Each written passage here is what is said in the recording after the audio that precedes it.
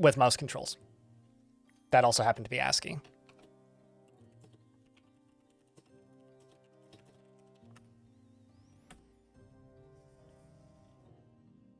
Well, I don't see a hype train yet, so y'all haven't clicked the right buttons enough. I'll put it that way.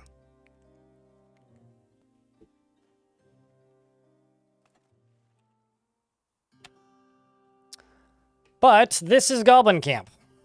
And I don't think that building's currently on fire. This is Goblin Camp. As I said earlier, Goblin Camp is a little city builder, which has some God game-y elements. You build this tree, and this tree gets level up based on the amount of sacrifices. This game is extremely Finnish, so everything is working towards midsummer, which is when you burn your fire piles that then send out a bunch of sacrifices to the gods, and you get culture points awarded based on how much you sacrifice to the gods, and then your tree levels up, and then you get research points for your research tree, which is right here, which is lovely. Thanks for $2. Best way to give me money if not Twitch. Well, I mean, the best way to give me money would be to give me money on Twitch. But the best way to give me money if not Twitch is probably through my blog. But then you don't get a fancy notification. So if you're on YouTube and you want a fancy notification, it would be either via Super Chats like you just did for the $2, thank you, or via Streamlabs. But then you get a flashy notification if you go through Streamlabs. Can you get a ticket for four bits? I don't sell tickets. I actually don't have a way of giving you tickets. So, kind of doesn't matter. Because I literally don't have a way of doing that.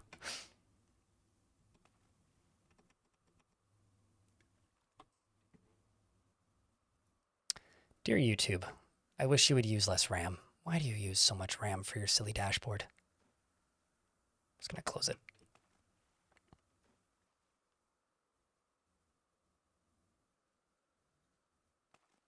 I'll tell you this. When you're selecting evils and your options are Google and YouTube, or Google or Twitch, Twitch pays better. That's all. And my blog goes through Stripe, and they're also terrible people. Everything goes through PayPal, which is also terrible people. So if it's you don't want to give money to Bezos, okay, but just realize that every single method of giving me money requires giving some terrible person some sum of money.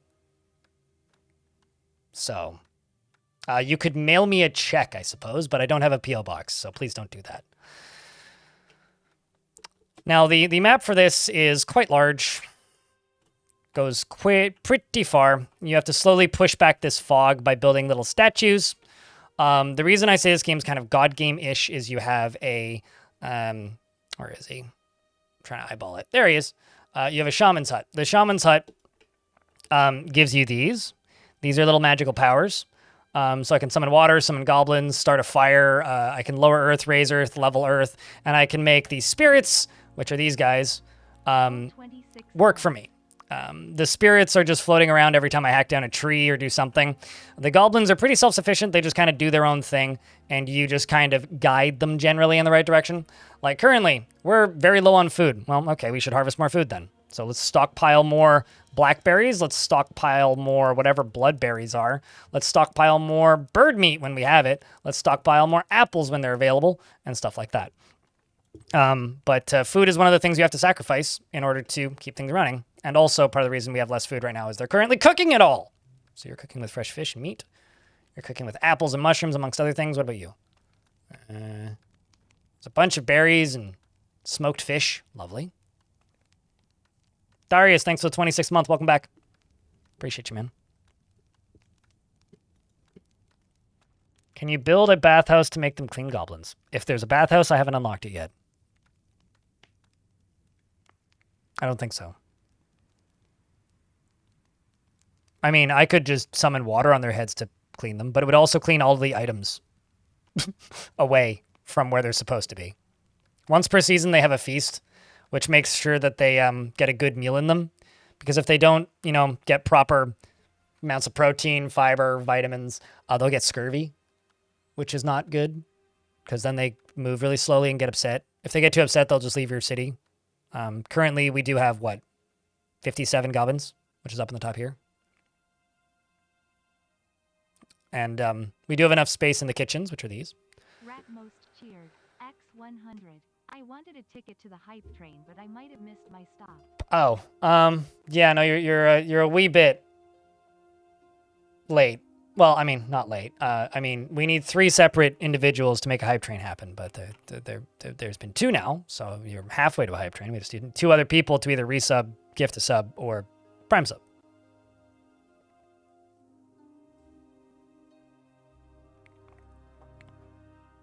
More as sonotypes? I mean, they're finished, so... I mean, you should ask the developers about that. Elfie Bean cheered. X100. Goblin hype tilde. Mm-hmm. Goblin till the hype come home. Oh, there you go. Ilmiran, thanks for checking out a gift to Ratmost. Not only are you on the hype train, but you're in the hype train in multiple ways, Ratmost. So... I need to look at where we're at for research. We got 4 research points. Is there things I can research right now? Also, this game has nested tooltips, which I love. So if you hover over one and it highlights the edge, you can hover over one until it highlights the edge, then hover over one until it highlights the edge, then hover over one until it highlights the edge, and then hover over it until it highlights. Although that one's got nowhere to go, so there we go. Hauling, wait, carry, hauling, carry. Excellent.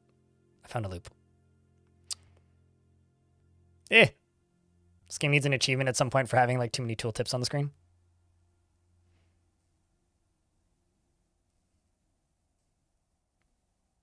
I'm a very simple person, and this is endlessly entertaining to me. Just wanted you to know that. How do you close it? You move your mouse away, and then they just disappear. All right, so I need, 6 research points for basically anything? Okay, so we're just going to chill until I hit 6 research points, and also... hopefully get more food up and running soon.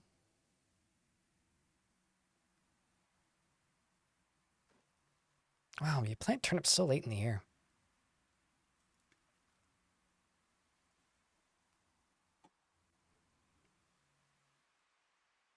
Also, in regards to the hype train, it needs another sub or $3 in bits to level up. Also, I should note that there isn't going to be a stream tomorrow because I will be busy with real life things, but I will be working on videos for the YouTube channel behind the scenes. That was a hole that I made as a description of how to fix it or how to make holes. So since I showed you guys last time how to make holes, I will use that same hole as an example of how to fill holes. So let's say level earth.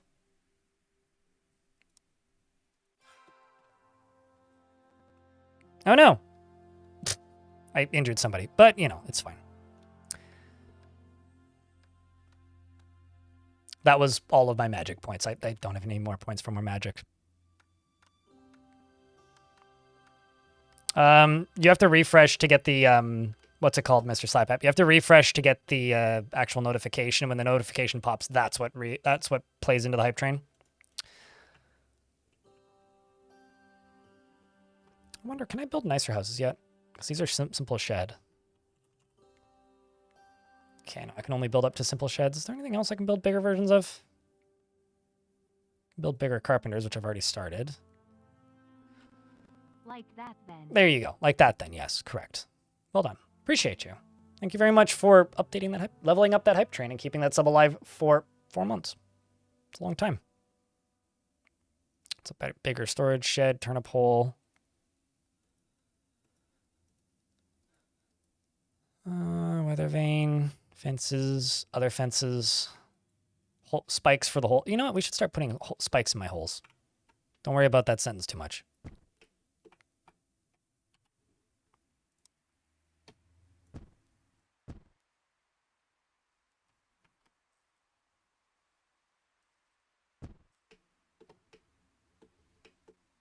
Let's just make these trees invisible. Something Dwarf Fortress players wish they could do. So they just automatically designate what needs to be chopped down in order to do a thing and what needs to be gathered, which I find super useful. Something I really like about this game is combat is a means to an end, as in, like, combat happens, and half the time I'm excited when combat happens. Not because I like the way the combat works, it's just they fight it out themselves. But when combat happens, that's a good thing, because it gives you a source of meat, usually, and also increases the number of spirits around, and also helps satisfy gods. So combat is something that I look forward to in this game, because it's something that you need to complete other goals. Also, in order to literally start progressing through the tech tree, you need to take part in combat, because somebody needs to see something die in order to become a shaman, which is, you know, a necessary character in this game. I really like the way this game does combat stuff. I think it's cool.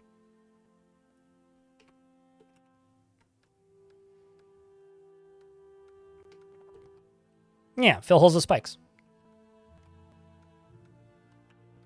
I shouldn't have done that spell. I should have summoned spirits to help me instead.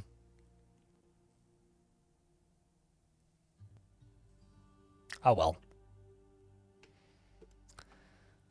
Into early summer, which means here's hoping someone's over here planting.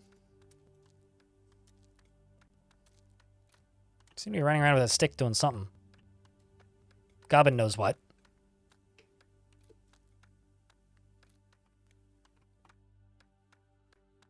And before they just don't. Wouldn't surprise me. Be properly goblin-y of them to not, after all. You wish you could do that to get those dwarves out of trees? If you've got dwarves stuck in trees, don't let them near the trees. Or just chop the tree down. It's usually what I do. Which sometimes kills them, generally doesn't. I do honestly find just chopping the tree down to be the easiest way to get a dwarf out of a tree, though. This is a very glampy camping. YouTube chat has a good point.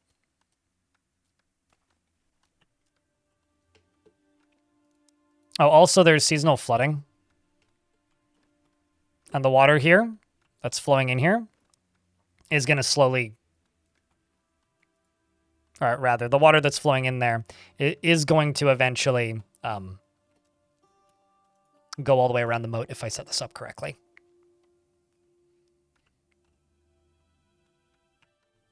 I should probably just make another fisher.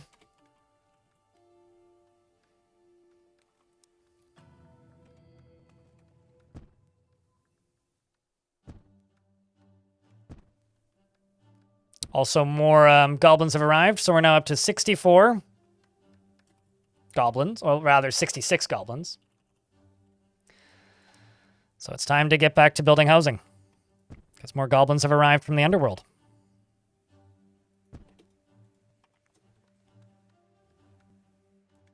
And thank you very much for the little hype train chat. Appreciate you guys. Another thing about this game is it has a very generous demo. The demo lets you get up to year 4. So it's pretty rare that I just sit around and just like blatantly promote a video game, but I really like this one, and this game kind of has gone unnoticed largely. So I would say if you're curious about this game at all, go download the demo on Steam, because it's not like a Next Fest demo or something. It's a demo that just is there that you can go play. Of course, it's free, obviously. Amazing Crane, thanks for sniping that train. Well done. And the 5-pack. I think it is midsummer. It is, look at that. Is that going to be enough to level up the tree? That's the tree leveling up. It's a pretty cool animation if the tree levels up. You know, I think we should be good. There's a lot of stuff burning in there. A whole lot of stuff.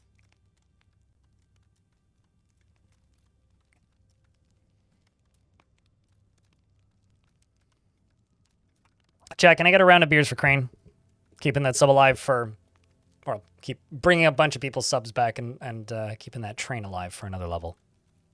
Big round of beers for that, chat.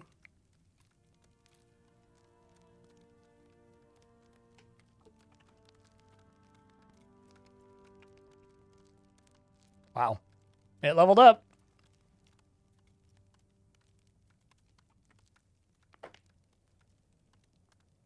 It's also really neat. The bigger the tree gets, stuff just starts to grow around the tree that wasn't there previously. It's super neat. Like all of this blue flowering stuff, basically making it look like a good biome in Dwarfort. Comes out of the tree.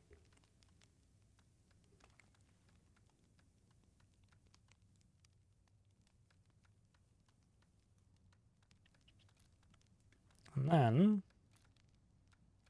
whenever you feel like leveling up tree. Looks like all the sacrifices are done burning now.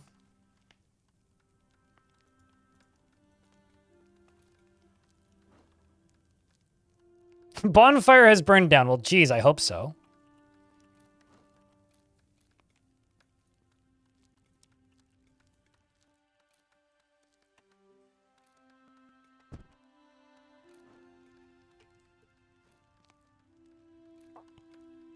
God bothering complete. Yeah. Here's hoping the hedgehogs got away in time.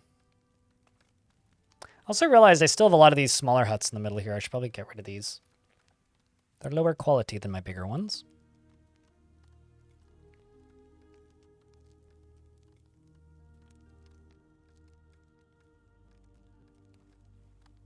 So 936 points to level up again. Oh, geez. That's going to take a minute. That is going to take a minute. A dwarf over, or a dwarf. Got this little lad down here. Digging up some clay.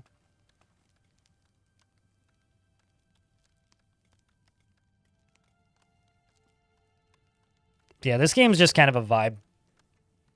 It's really just how I feel about this game. It's just a vibe.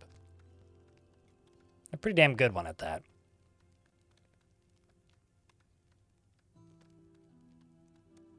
What are these? Oh, those are bloodberry sprouts. Oh, which then turn into bloodberry bushes. What is this game's overall premise? It's a very god game adjacent little town builder, where you're in Finland and these Finnish goblins from Finnish mythos, I guess, or Finnish lore, mythology. It's probably the correct word to use. Come up from the underworld and try to survive because the underworld is musty and it smells down there probably. I'm not sure why. They just decided to come up. And you're trying to keep them alive in the above world instead of the underworld. That's the premise of this game.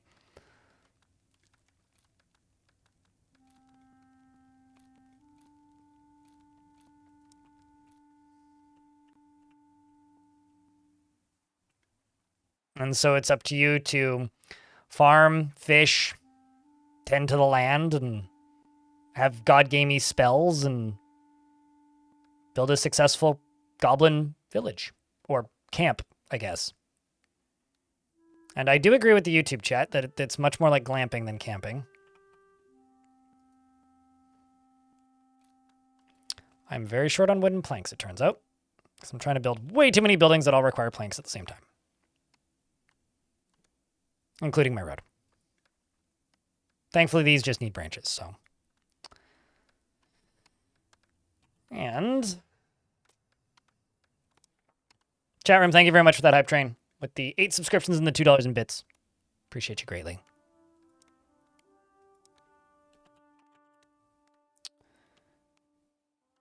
And I'm just going to increase the number of fresh fish that we're keeping around because I need them. And I currently only have 2. So go fish. Is there fighting? Yep, things attack you periodically. You don't have any control over the combat, so it's very similar to Dwarfort combat like that. In fact, you have less control. Fighting is a means to an end, though. You get attacked by things a couple times a year. And sometimes you get attacked by things depending on what you do. If you piss the gods off, you'll get attacked more often, as an example. Like, if I get attacked by wolves, I'm actively happy that I got attacked by wolves, because getting attacked by wolves means now we have meat. In order to progress through the game, you have to get attacked by wolves. or something, because in order to get your shaman, you need somebody to die.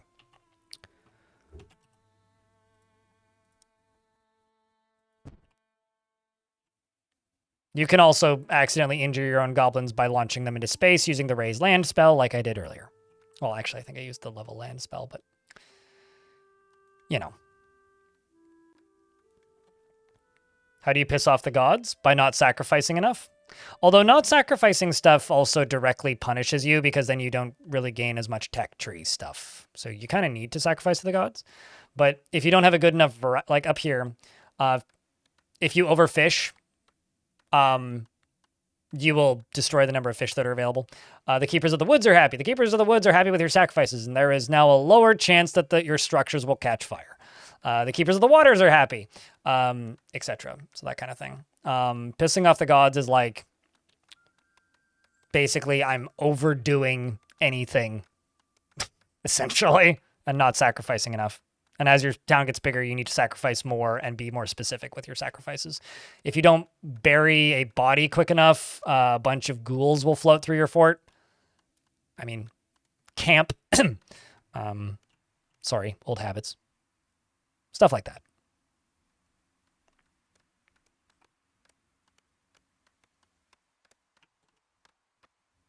I'm trying to figure out what Goblin down here is working on. Guess you're building that? Oh, I see, you are building that. At the very least, now we have the housing that we need, so that's good. We've solved the Goblin current housing crisis, and we're about to have another one, probably.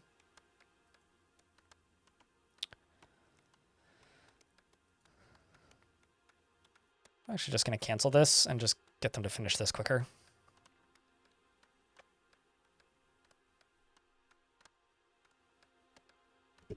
Yeah. No, you can get almost as far in as I am right now in 4 years if you play quickly and efficiently. The demo is very, very, very fully featured. But to me, this game scratches an itch that nothing else really does. I mean, it's nothing like Dwarf Fortress, really, aside from the fact that it was once an ASCII game. It scratches an itch that is provided by... Also, I wish these would attack me. Please attack me! You stupid bibs! Anyways, this game scratches an itch that most city builders don't, because it feels like a god game. And I like god games. I like Populous. In theory, I liked Black and White. In reality, I don't know. But, you know, I like the idea of god games. I want to play god games. But nobody makes god games.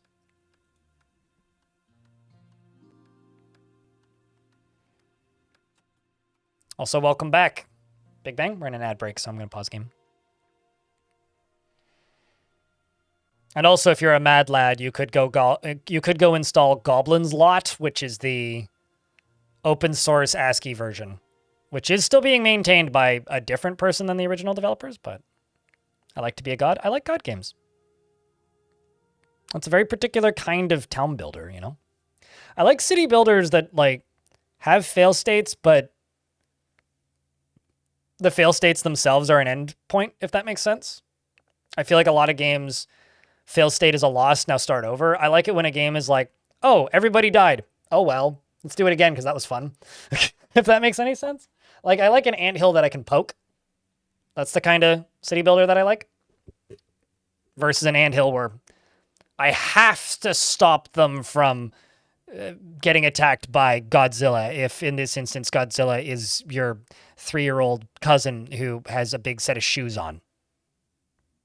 Also, I would probably play that game. Just like an ant city builder that where you could get... I know there's several of those now, but like a game where you could get attacked by a small child with big boots. I'd play that. That sounds fun.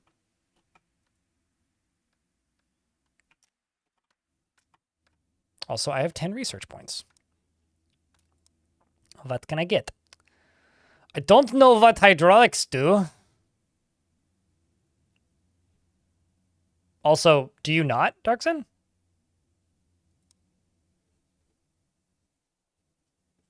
I now have planks and beams. Hopefully it means I can blast the enemies away with a giant energy beam, right? I don't even know where these are produced.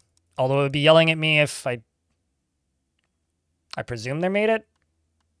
They're made by chopping up logs. Beams are heavy and we'll need to haul them where they are needed. Okay. Okay, they're made at a carpenter's workshop, I presume. Like this one.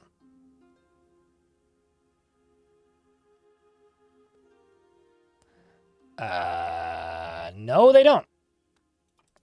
Okay, who makes beams then?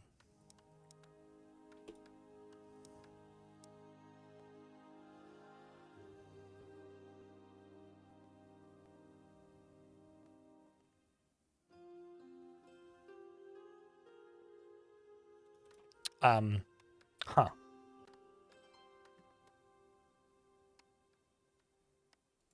Also, I can make wooden watchtower. Wow, there's a lot of new things, actually.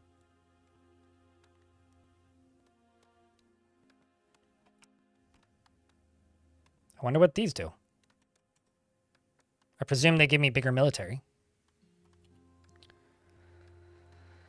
What else did that come with?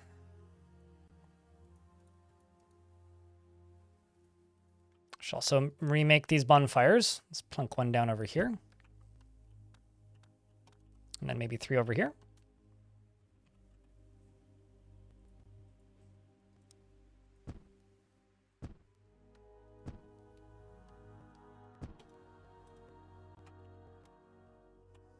Please don't tell me. Oh, of course I've got better houses now. All right, well, I'm going to start knocking down these ones and putting in nicer houses. Sorry to the people who lived here. I hope you didn't like your house, because you don't get to keep it anymore, because township leadership has agreed wholeheartedly and overwhelmingly that your houses are no longer needed nor wanted nor desired. So we are going to knock them down and replace them with better housing that is more expensive that you won't be able to afford. Wait, this isn't real life. Sorry. It's going to be replaced with better housing that you will be very happy to move into when it's finished. This is how we get the Ants episode of King of the Hill. You know, actually, I should rewatch King of the Hill. I remember really liking the bits of King of the Hill that I saw, but never really watched much of it.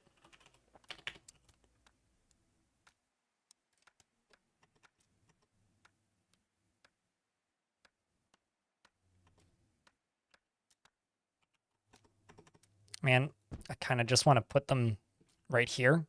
But if I do that, it's going to catch fire the next time this thing burns.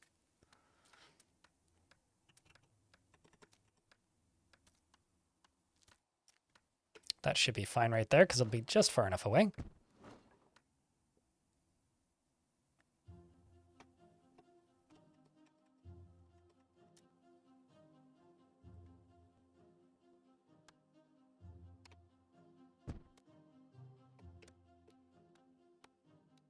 I also have a bunch of magic powers. I should summon some souls to help me. Come help me, you little ghosties. Move stuff for me quickly. Please and thank you. And as Arnold says, do it now.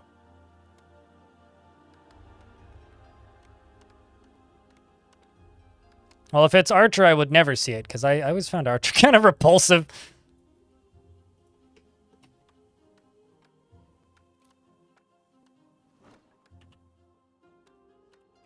I just never found the humor in it funny and just found those episodes anxiety-inducing and exhausting to watch. So I'm sorry to anybody who likes Archer.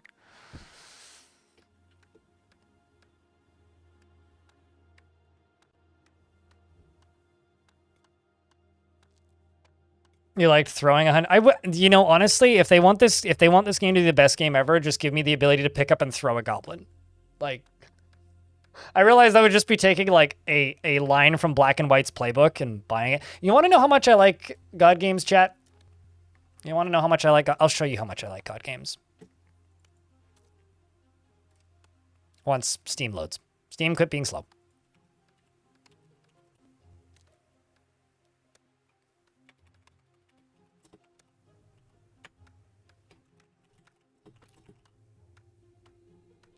This is a game on my wish list. It's not out yet.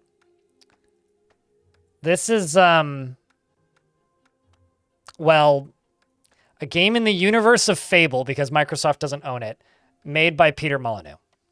Apparently this was supposed to be an NFT project at one point, and then was supposed to be a free-to-play mobile game at another point. And then they were like, fuck it, we'll just take these assets and make an actual just PC game with no DLC or microtransactions. And I need to know. Motherfucking 22 cans. They're letting them release another game on Steam. I will buy that and play it. Because I need to know. I will so you don't have to. Because I need to know. That's how much I like God games. I will take the brunt of that bullet. I'm prepared to be disappointed again. Although, oddly enough, from what I've seen of it, just looking at trailers, I have a feeling it's going to be very whelming. Hello, Mark Gordon in the YouTube chat. And Danny Scar as well. Yeah, holy smokes indeed. Have I played Moonring? I did play Moonring. It's not really my thing. What did 22 Cans make? Absolute dog shit. They made Goddess. It's Peter Molyneux's studio. You know, like Fable, Black and White. They made a mobile game that was almost an idle game called Trails, or maybe it was just Trail. I can't remember. It was a very, very slow moving, almost idle game about hiking to the next town over. And it was like an incremental hiking game. I quite liked it, actually. What's in the Cube? Yeah, they also made that, and he never did get his payout because Goddess never pulled a profit. And they never did finish Goddess either. They made an exceptionally profitable NFT game that requires you to buy land and lease it out to people. Which there's a really, I find it grimly funny interview with Peter Molyneux where he's just arguing about basically why company script is good. Like literally it's one of those, like, they don't say what they're saying. They explain the concept and then talk about it like it's a great thing. It's one of those situations. And it's like, you shoveled 16 tons and what do you got? Another day older and some fucking Polygon blockchain.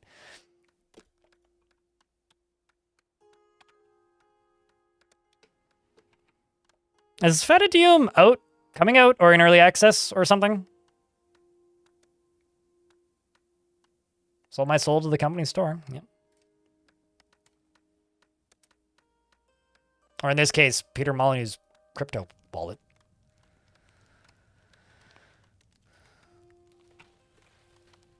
Also, it's mealtime, it looks like.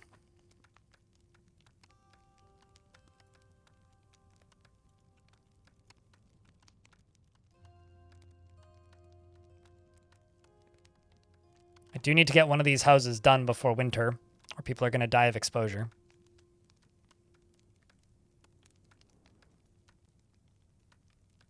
I don't need many more beams either.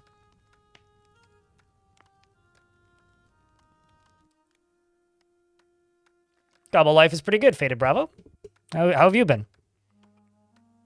Yeah, because I remember hearing about Fetadium, but it's one of those games that like appears on my radar and then just vanishes for months on end. So, yeah, here's hoping it'll be good. You're welcome, Ilmiran? I'm not sure if that's a good thing or a bad thing. When somebody thanks me for putting a song in their head, I presume it's a bad thing, but I feel like it may be a good thing in this instance. Unwinding for the night, gotcha. You know, this is a chill evening game for me. I do love this Unity problem here where you see like the building popping up from underground when you select it when they're constructing it. I love the little details they put into this.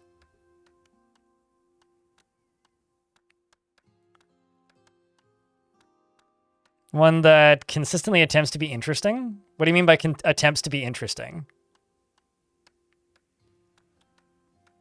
I mean, you do need to realize Peter Molyneux was a business guy, not a games guy, and ended up in games because he was given an investment opportunity by a friend of his who'd recently started a games studio. And he was a full-time canned beans salesman. Like literally, he distributed canned beans to grocery stores. That was his career. And then a friend of his offered him an investment like opportunity, and he ended up a producer. So, like, he was practically a scam artist before he started because he was selling canned beans to people. He didn't make Dungeon Keeper. He produced Dungeon Keeper. Bullfrog made Dungeon Keeper, which was his studio, which he co-founded. So, like,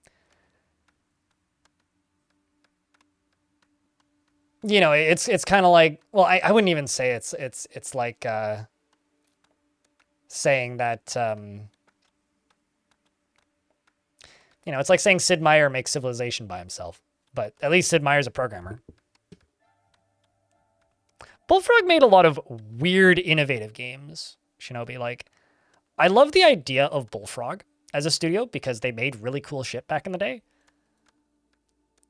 But if you actually go back and play a lot of those games, it's like, oh, this was like 2/3 of an idea.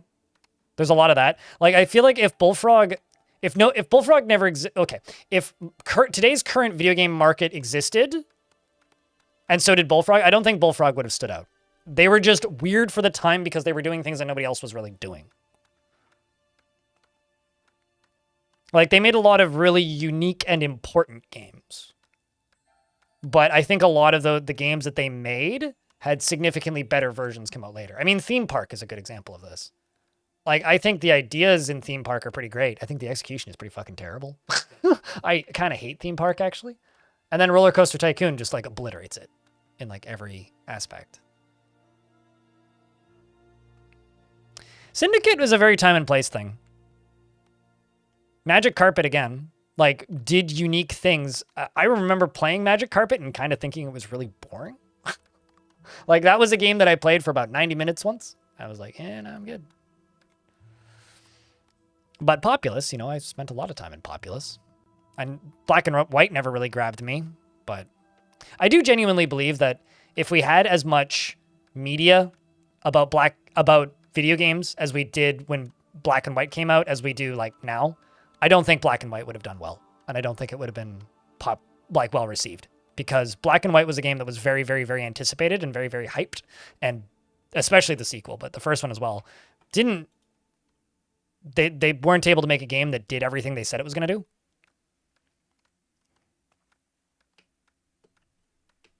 Dungeon Keeper, yeah. Dungeon Keeper is great. But I like the idea of Black and White. But if you actually, like, look at the stories that were written about Black and White at the time and the marketing around Black and White at the time, that game claims that it's going to do a lot of things that it doesn't do.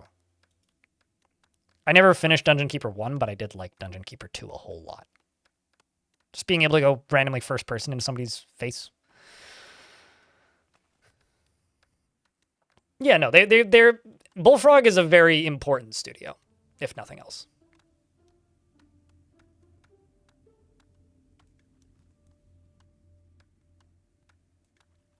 And now, like, you know, most of the bones of Bullfrog still actually exist. I mean, Peter Molyneux obviously isn't with them anymore, but 2 Point Studios, they just made 2 Point Museum.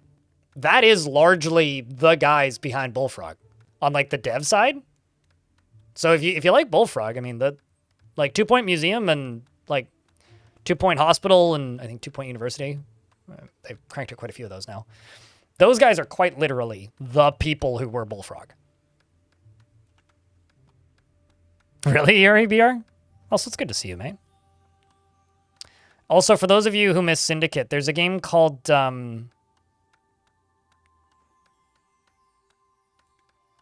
It always pops in my brain when I don't need it, and when I need it, it's not there. There's a game called...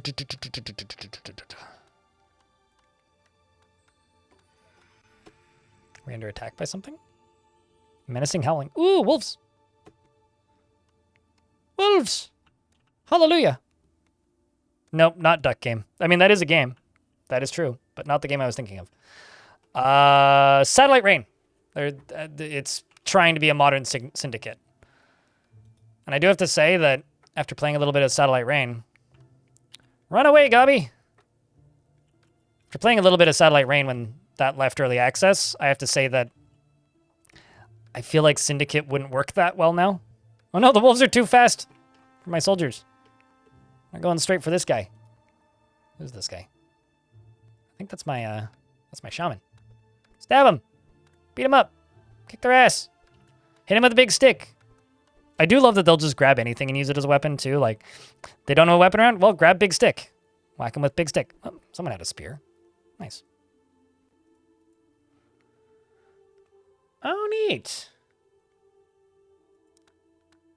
I'm gonna point more guards to these. That's kind of cool.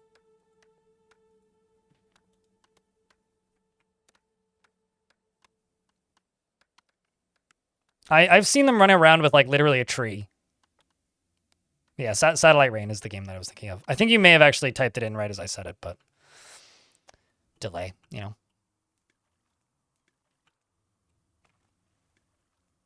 Keep fishing, Goblins. Keep fishing. Oh no, we're overfishing. Uh-oh.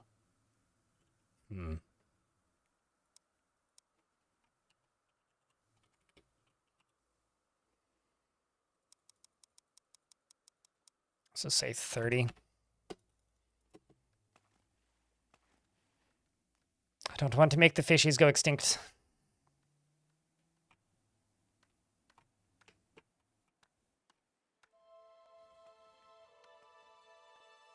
Does this game have livestock? If there's livestock, I haven't unlocked it. The birds that fly over can swoop down and steal your crops. As far as can wolves grab livestock? I mean, they can grab your dwarves, so I presume so, if there is livestock. I haven't made it to the end of the tech tree, so this is as far as I've seen, basically. Like there's baking, there's advanced farming, forging. There's also stone buildings, fancier armor and weapons. I don't see anything along the lines of livestock. I mean, there is leather. I should probably grab this soon. That or grab the wind magic. Also, investments are open for those of you who care. Yeah, I do really like their resourcefulness. I mean, this is an early access game, right? And it's been in early access since, what, November? And since November, they've added stone buildings, and they redid how farming worked from the original initial release, apparently, and a few other things. So, and also metal. So they've already added some pretty considerable stuff to this game in a pretty short period of time. Okay, so since these are fancier houses, I'm going to start knocking down the other unfancy houses and building more fancy houses.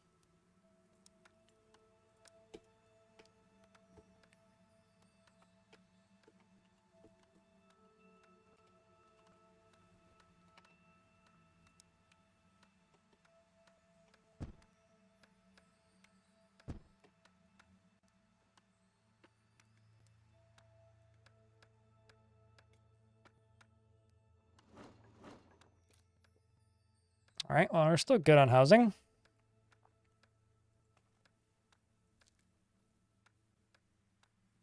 Oh no, we're still overfishing. I've got so many fucking turnip seeds.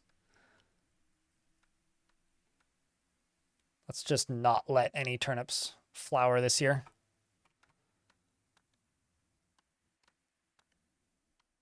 But yeah, any building materials or tool can be used as a weapon.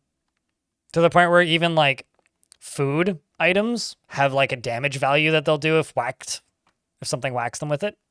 This game also has a lot of different like things growing, seasonal flooding, and all kinds of other fun little things.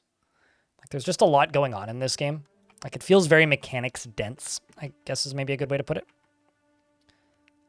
Just a lot of the reason why I like it, to be honest. I like games that feel dense. Another thing is like if you raise earth, right? So like that knocks over trees, right? And then when I go to make a raven statue, which expands my line of sight, if I put it on top, it gains more line of sight versus if I don't. These allow me to go harvest more additional trees and find more things out in the, in the boonies. And allows them to go work and gather stuff in that area. Must be meals time.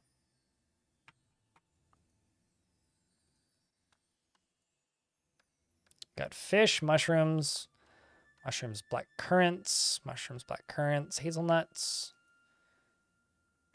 You've just got turnip seeds.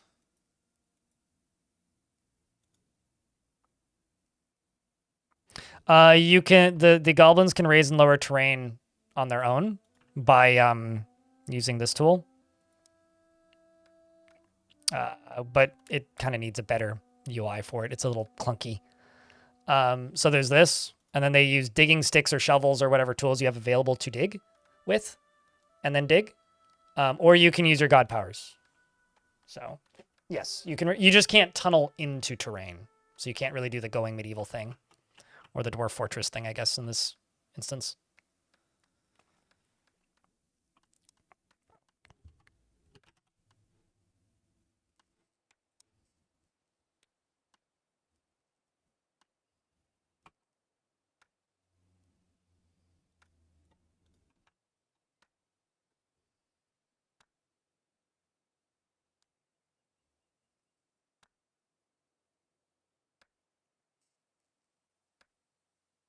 You just couldn't figure out what to do in Magic Carpet. Doesn't that make it less good though?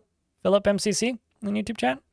If Magic Carpet and Syndicate, I mean Syndicate's great. I'm not gonna knock Syndicate. I don't think it ages super well, but for its time, it was definitely a immediate classic. But when it comes to Magic Carpet, like if you can't figure out what to do in a video game, doesn't that make the video game not that great? I don't know. I'll put it this way. I think that Peter Molyneux and Bullfrog did a lot of very important things for gaming, especially PC gaming. But I personally feel that they're not always the best example of great gameplay design. I am not going to sacrifice any wolf meat if I have any.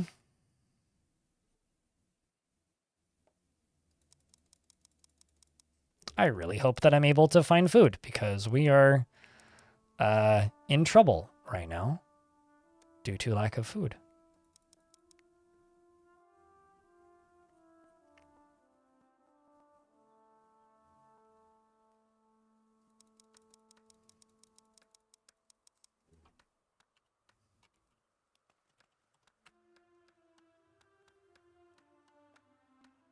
Water chestnuts. What other food options do we have? Oh boy.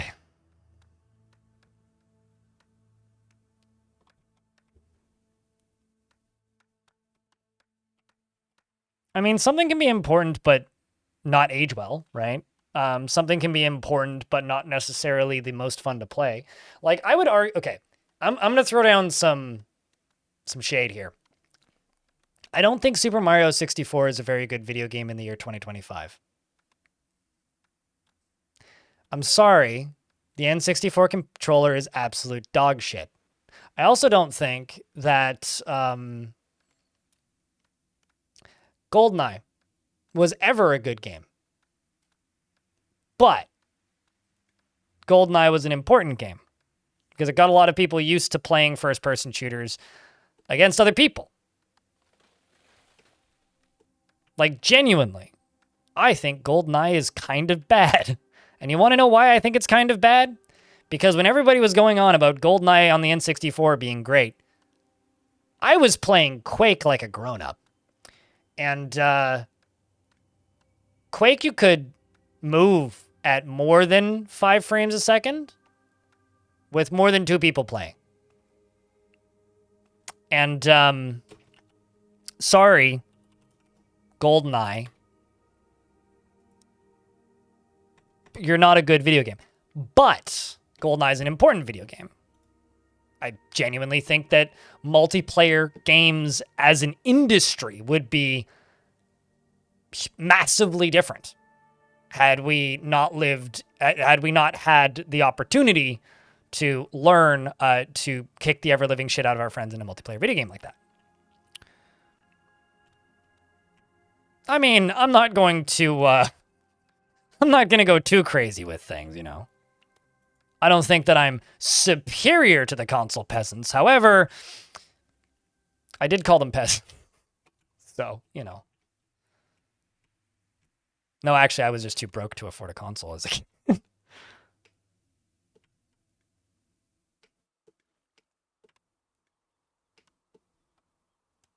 Really not even footing? Sure, but then let's talk about single-player environments for a second here.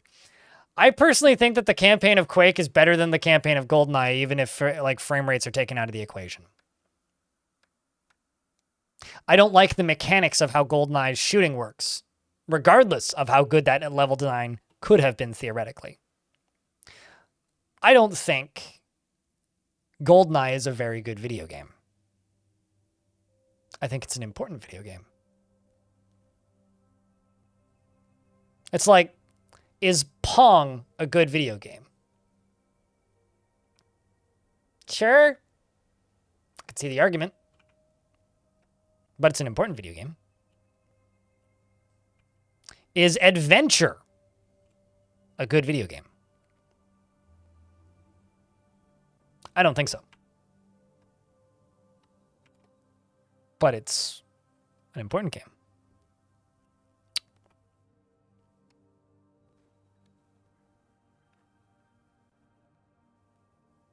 Well, see, I'm not... See, here's the thing, right? And I use this word affectionately, Danny Scar in YouTube chat. I'm not talking about speedrunning sickos. You know? There's people out there speedrunning Bubsy 3D and having a good time doing it. That doesn't make Bubsy 3D a good game. All right? All right? Just because somebody can speedrun it, that doesn't make it a good game. It makes that person good at playing it. There's a reason they call it the bad games block at GDQ. And when I say that Super Mario 64 is a bad game in the year 2025, I mean that if you've never played Super Mario 64 before, you have no context about what Super Mario 64 is. You've never watched a speedrun, and you were given the original hardware in its original setting with that original controller and told to play it. What's a better game? Super Mario 64? Or any of the ones that came out? Well, actually, okay, never mind. It is better than Sunshine. Anything sans Sunshine that came after it, that's a 3D Mario game. For me, is a better game. Even though Galaxy made me horrendously vomity motion sick. I mean, Sunshine managed to have worse controls than 64 somehow. And, like, you had 2 joysticks on the GameCube controller, which is, like, maddening that they managed to fuck that up somehow. Sure, totally, Sergeant Donut. Absolutely. Like, I guess the thing is here, I'm not saying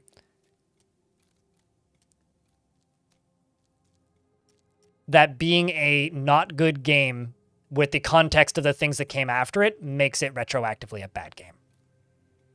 I'm just saying it's an important game that in the current year isn't that great.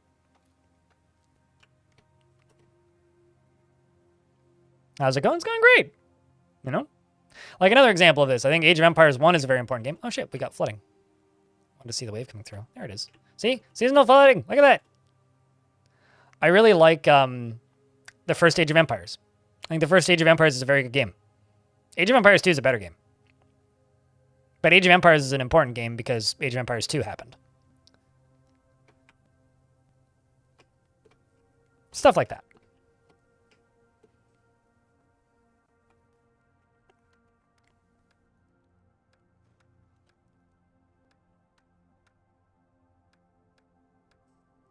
Well, it's time to plow all them fields.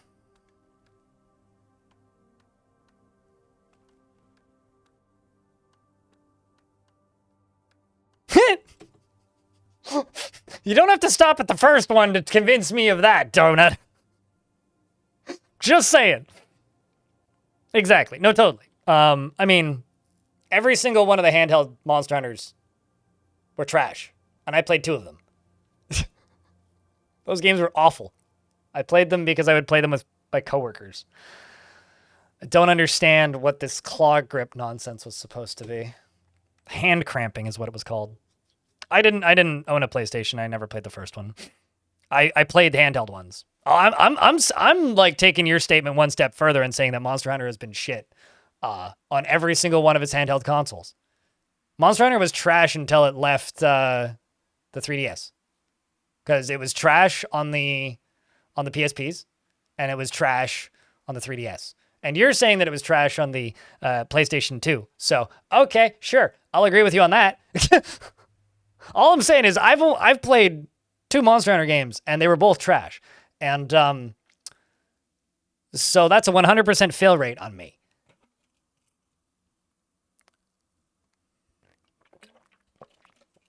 I'd consider trying the new ones, but I just don't really have the interest in streaming them, and I don't play games off stream, so it's easy for me to avoid that.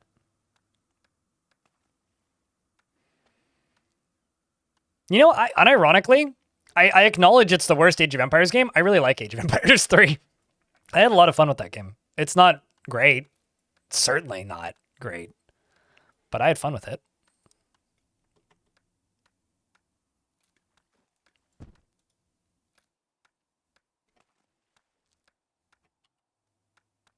Yeah, it was good when you compare it to how garbage the other ones were, Sergeant Donut. And by that point, you were so deeply indoctrinated into a garbage franchise that you're like, but this one's good, though. I just like talking shit about Monster Hunter. They did get good eventually. They figured out how to make those games good. Which is why it was, what, Monster Hunter World was what? Capcom's best launch ever for a video game. Oh no, I'm like nobody's arguing it through their stupid naming system.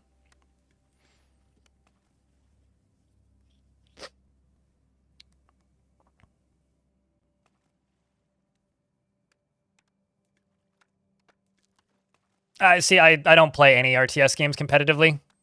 As a casual RTS, I think that AoE 3 is an okay game, but it's like a 6 out of 10. For me, that's fine. I enjoyed it. I played a lot of it by myself. I beat that campaign like twice or something. I had a good time with it. Was it a great game or an all-time classic? Nah, didn't need to be, though. Oh no, I've got a goblin who's lost. Well, shit.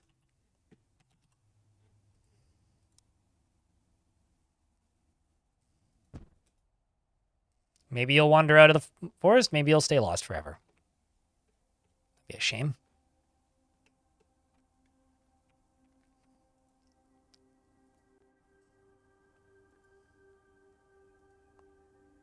At least we're no longer overfishing.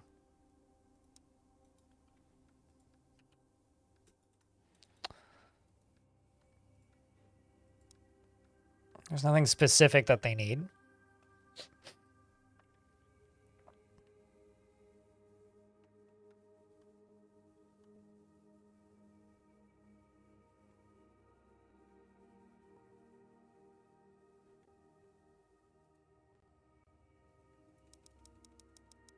Let's increase these because they're easy to just queue up. You know, fun fact, I've never played a Warcraft game. Like, any Warcraft game. I played StarCraft.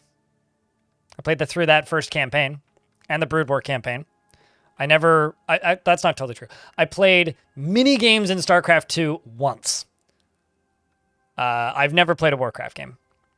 I wasn't really a Blizzard person growing up.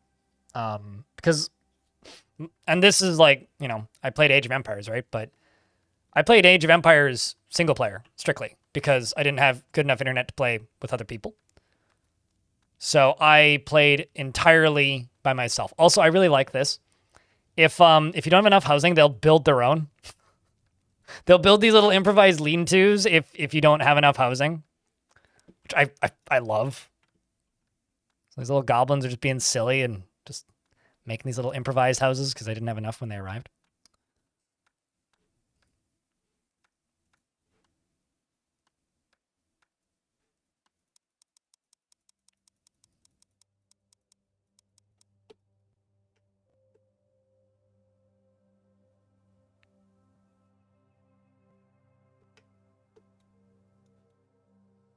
What, the one building the lean-tos? Sergeant Donut? Yeah, it's impressive, but you want to know what isn't impressive? My gameplay in any video game. So I don't have anything to prove with any of those crazies making impressive stuff.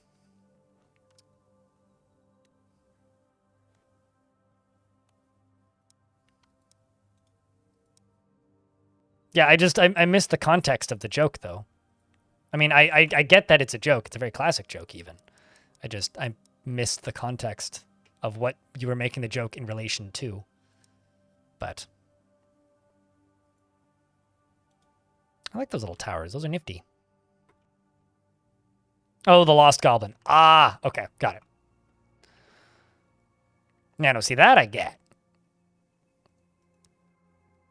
But no, they do get lost if they run out into the middle of nowhere.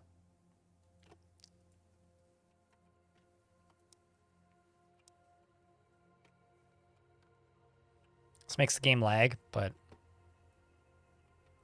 claiming all of the random items that are mine. Like these mushrooms.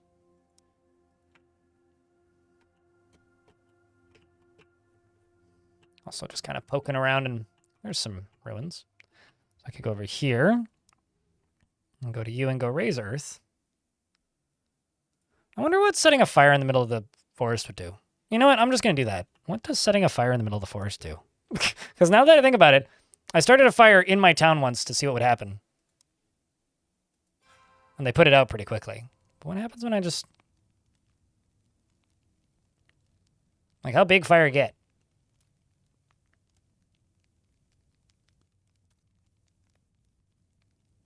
You know, this game gave me a start fire button, and it took me like 15 hours to set something on fire.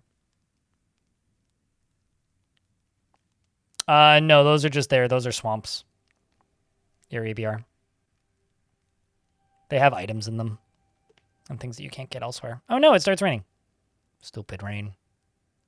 The goblins are running from all the way over in town to go put the fire out. Well, I mean, I guess I could tell you not to do that. But I feel like the rain will do it on its own. This game gives you multiple magic spells, including ones that I haven't unlocked yet. It's a god game in that way. That's why I compare it to god games. It's because it gives you a shaman who gains magic spells, and you can unlock extras. Actually, I could unlock the wind spells. Let's see what the wind spell do with the lava. Summon Windhead. The shaman summons a whirlwind of wind that's cast at the target tile or an enemy and will seek out other enemies in the vicinity. Oh, that's cool. Excellent. It does, in fact, ridiculously spread fire and also knocks trees down. Well, that's actually, that's terrifying. All those little red items are like...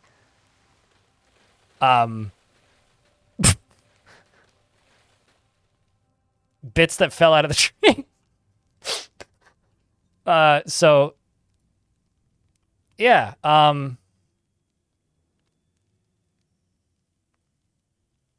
you want to know what's even better? That cost 5 magic points to use, right? I now have 0 magic points, which means I no longer have enough magic to summon water to put the fire out. It's okay. It's far away from my town, right? I'm kind of tempted to just ignore it. Just tell them to, you know, stop throwing water on fires. It's fine. Probably pissing the gods off. Firefighters 5. It's okay. Just let them burn.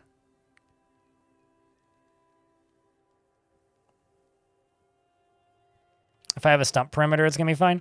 Well, I do kind of have like... Well... I have part of a hole in the ground around my home. Change ground height. Yeah, 9's fine.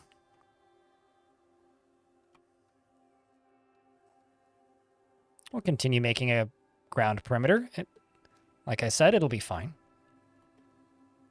I have a feeling it'll burn out. But I'm not entirely sure. I mean, it's still very much burning.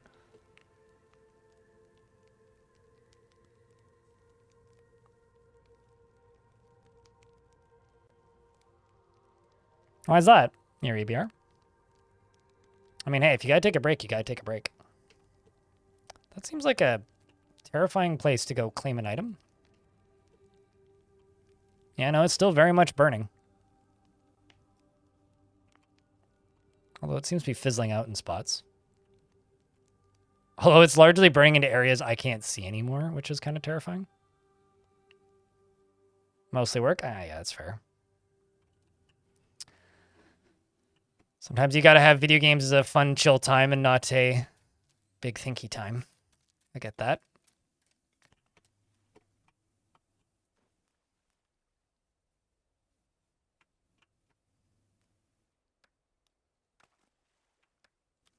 Goblins are busy.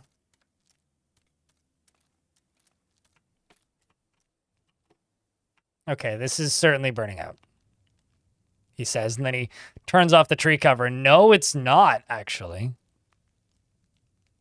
I do like that it's cleared all this space, though. Like, maybe chucking a tall raven statue right here wouldn't be bad. Which expands your line of sight.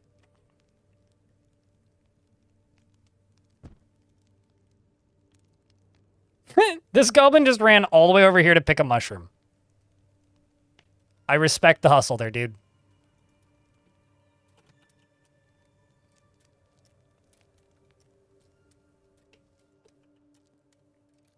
Also, it is midsummer, so it's time to try and level up our tree again. Well, I don't think we'll get it this year. I highly doubt I have enough sacrifices.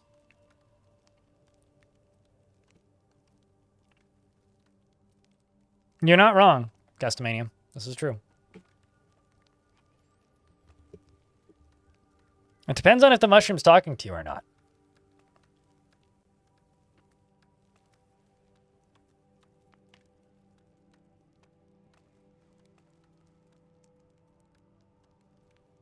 Oh, we also got some more goblins just now. We're up to 80 goblins now. Means I have to make another kitchen.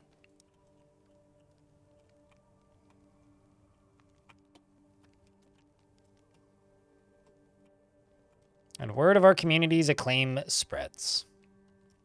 Except for Acclaim. They never really made any good games.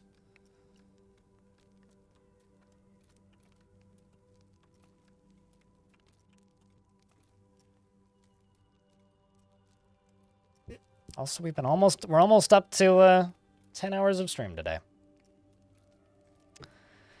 It's been a long one so far. Although, I am not going to be streaming tomorrow, so that's part of the reason why I'm willing to do such a long stream today.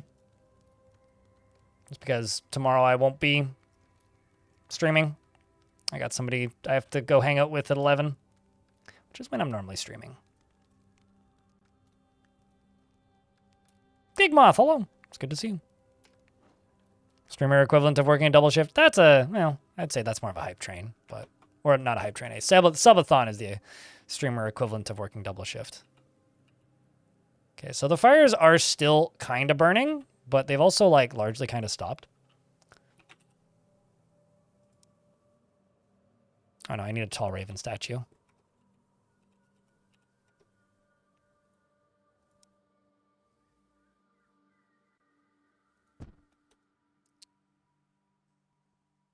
What are you supposed to do all day at work then? Watch my VODs. Obviously. But yeah, no, I've been streaming less the past few little chunks of time for the reason that it turns out if I, you know, want to actually get videos out on YouTube, I have to stream a little bit less. So I'm trying to get another big project out and done. And some of you may have saw that video about food that I did. Those are both projects I did because I streamed a little bit less last week, and probably just going to do the 3 days a week this month, and then I will be able to hopefully get a bigger video out soon. Let's go get to these ruins.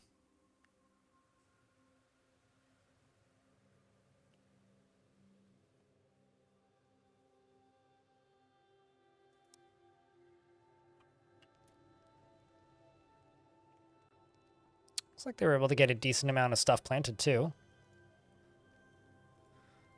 There's also mushrooms popping up everywhere, which is lovely. Certainly did not level up the tree this year. No. No, we did not. It's got 2 logs there already, so I just need somebody to get out here and build it. There you are. Look at you. Look at you. Go build it, man. Get her built. Finish the tech tree. It is an early access game that's been in early access since November, right, Gaston? So it is very much WIP, as they say. Work in progress. We're getting old. Yeah, that's fair. Here, EBR. What games have you been playing, though? I'm sure you've been playing something.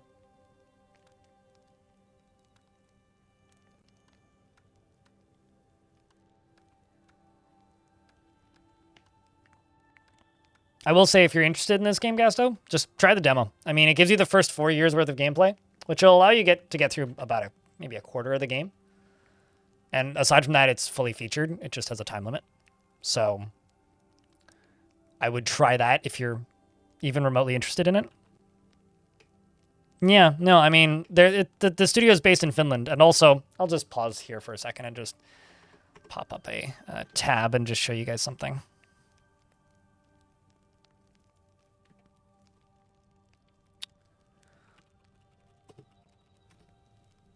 If you search for Goblin Camp, by the way, it's really hard to actually find this game because all you actually get is just like... I always forget this until I do it. If you search for Goblin Camp, you just get links to the Baldur's Gate 3 wiki. At 20 euros, you'll just buy it. I mean, hey, you do you. I bought it. I didn't get key for it. So if you go to their website, all right, and you scroll down to the very beginning, there's a link here that's the first blog post, which is what is Goblin Camp? And then the second one, which was a couple months later, which is, haven't I seen you guys before? So this is what the game looked like in 2010. It was a ASCII, like they talk about it in this blog post, but it was an ASCII project that was inspired by Dwarf Fortress. And it's funny because like when I first started streaming Dwarf Fort, I vaguely recall hearing people talking about Goblin Camp.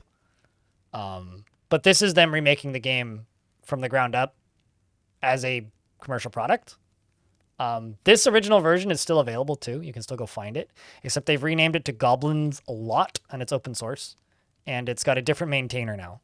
But so this game does kind of come from similar origins to Dwarf Fortress in some ways. I mean, it's a very different game, obviously. Like they cite Dwarf Fort right there. You know, when a whole genre has grown up around Dwarf Fortress, we hope we're successful in taking this medley of experiences and influences. But they also like cite, you know, Anno and whatnot. So to me, it's closer to like God Games or Settlers or Anno or something than Dwarf Fort in a lot of ways. Just because of how it actually goes about doing its gameplay is very different. But it is neat that it's a game with similar history. And that I'm a very simple person in a lot of ways. Like, if you make a game that is a interesting rebuild of something from long times past, that's always going to interest me. So we got scrap iron, an iron axe, 18 dwarven trinkets, an iron bullhook. Ooh, tools and seeds, me like. And then they come and gather all the stuff.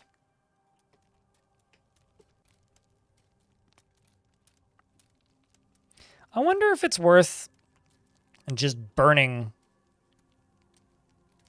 like brush here to get rid of like these stumps.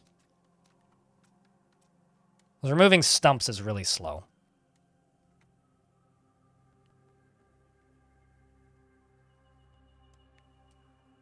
But anyway, Big Moth, I hope you're doing well. Things have been all right.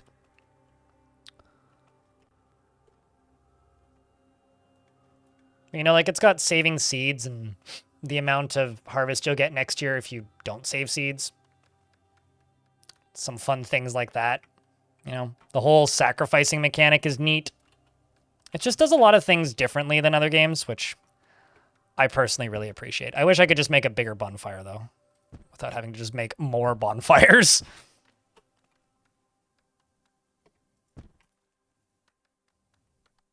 because they only have so much capacity for sacrifices. Okay, I've got 6 research points.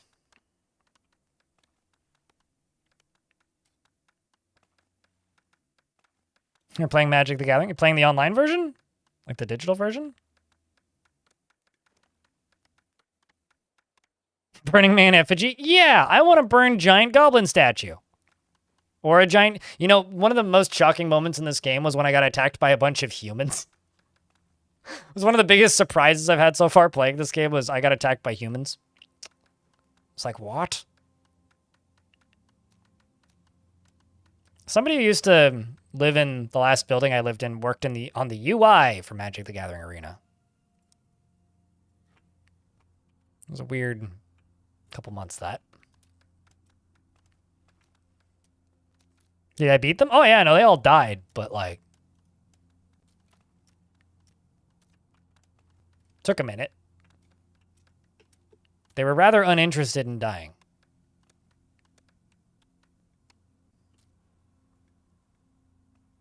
It's also kind of neat because, like, you don't need to tell them to make items in workshops.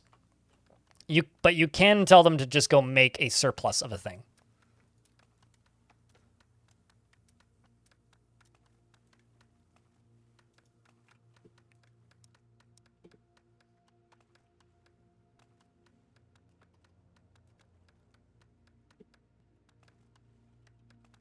How many can I hold?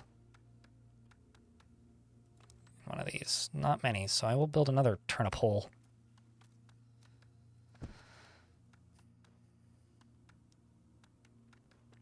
You know, honestly, that would work too. What kind of humans?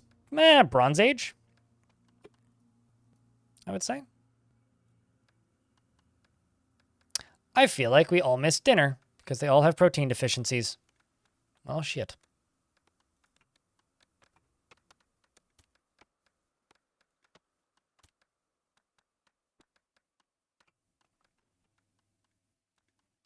We've also overfished again.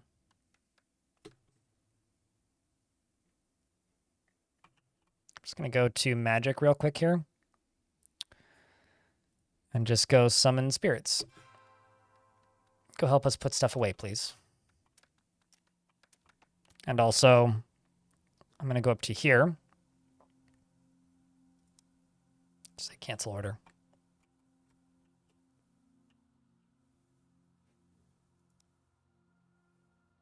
Can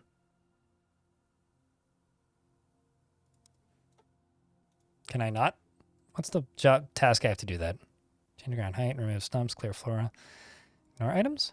Nope. I don't know. All right. Fine then. Oh, I see. It canceled it. It just took a minute.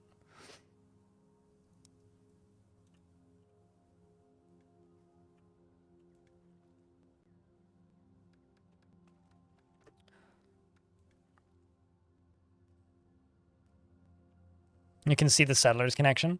Well, it's certainly got, like, you know, the kind of the Anno production chains a little bit. It's just less granular than Anno is. Like, Anno's a bit more of a factory builder that's disguised as a city builder.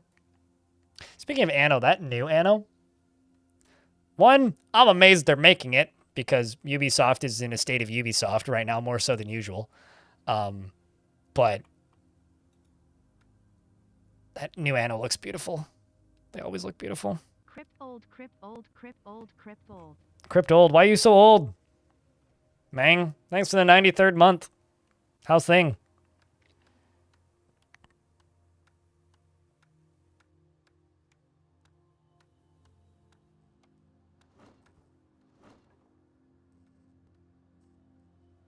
Chat, can I get a big round of beers for 93 months? You know, honestly, being trapped in a state of Ubisoft sounds terrible.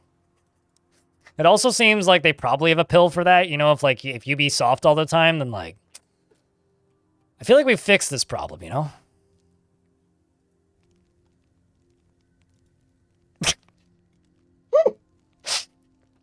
Also, it would, like, end up with you speaking French too much, right? Looking forward to this weekend. Yeah, it's gonna be fun. It's supposed to rain a little bit, though. But when it claims it's going to rain here, it doesn't actually rain here. It rains periodically.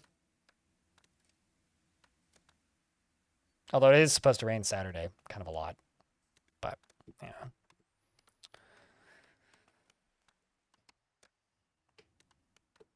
I would say the opposite of Ubisoft is just Dark Souls, right? Hard game?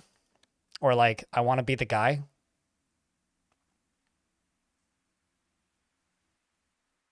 And welcome back, Elfie. You know, I'll say this about Ubisoft. Ubisoft has made some absolutely horrendously terrible business decisions in the past few years, which has caused them to do some really bad things.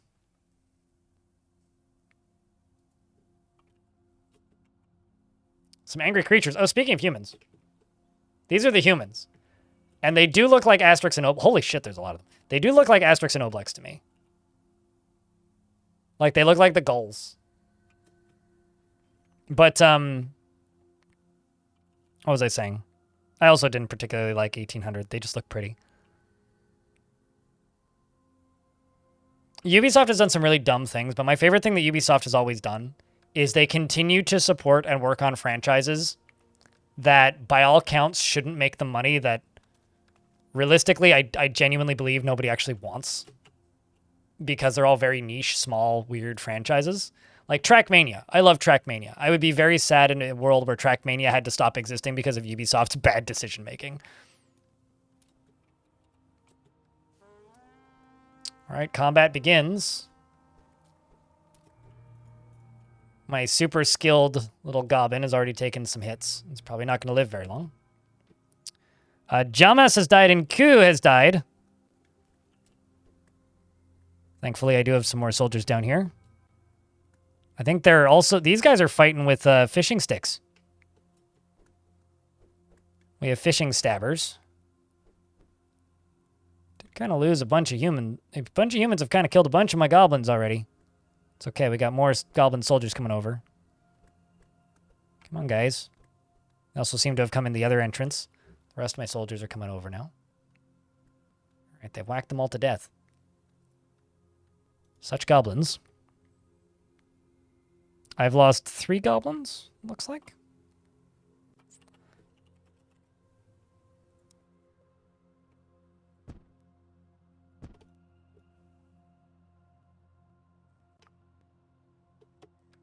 Cup of the day all the time. Yeah, I mean, I would say Trackmania is the only multiplayer game I still play.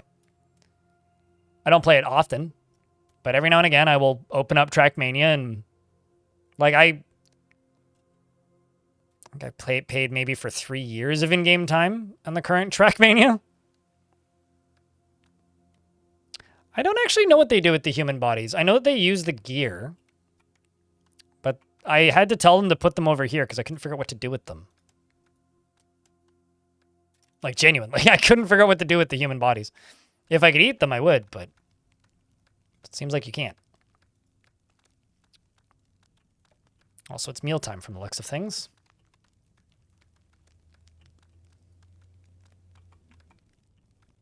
Also, it looks like we've got shit tons of turnips.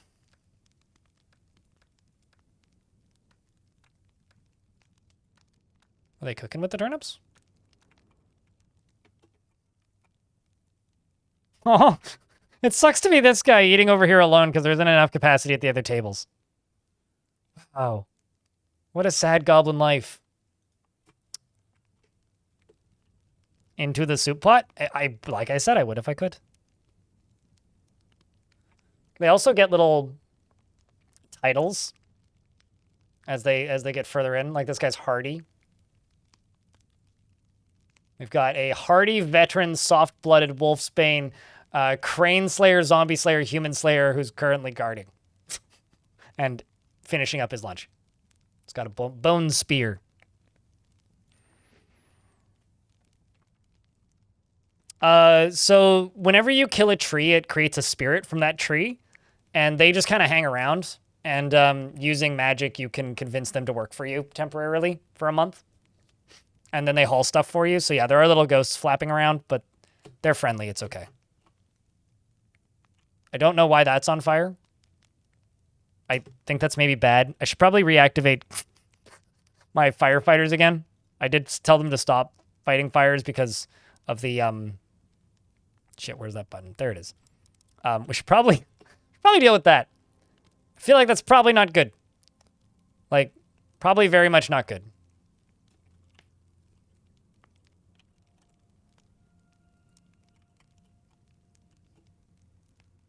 Like, if anything, I would say it seems bad.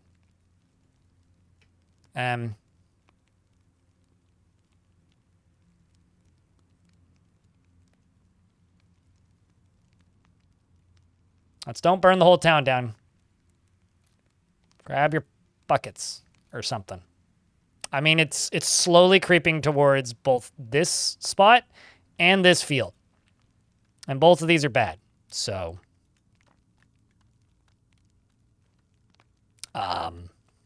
guys, please. Please?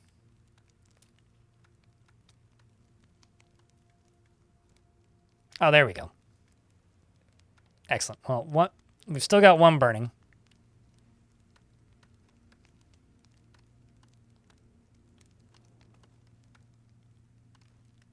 Please?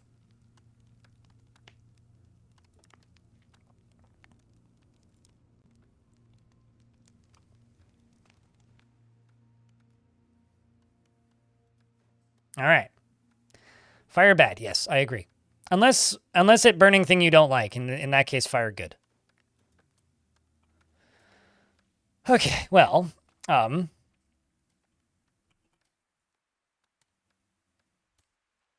6 research points. Year's almost over.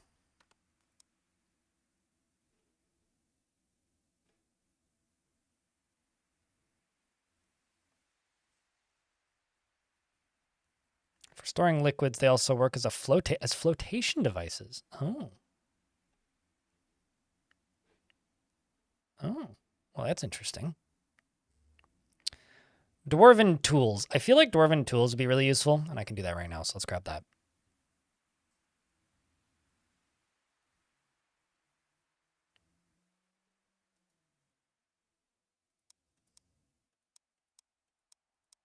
I'm gonna make that dwarven hoe.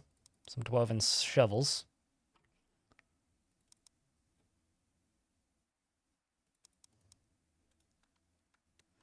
Better tools for everybody. Did I ever make a smithy? It would be yelling at me if I didn't, so I'm presuming I did. So I got this armor crafter shack, which, let's just make 30 ceremonial shields.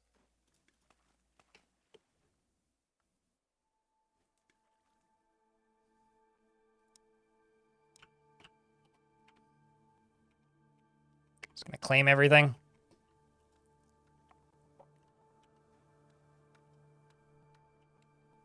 Yeah, I've seen I call it Formula Bacon. That's all I have to say about pig races. Formula Bacon, pretty good. Because they're like potbelly pigs. Like mini pigs.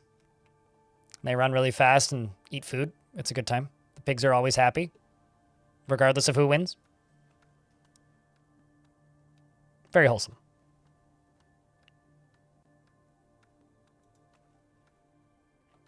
To tide his hunger for sports.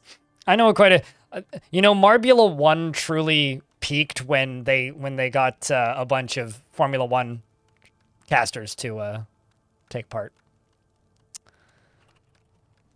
Like, truly, that was the peak of Marbula 1. Speaking of Formula 1, is there any other Formula 1 sickos in chat? Because, we're almost there. The next season's almost upon us.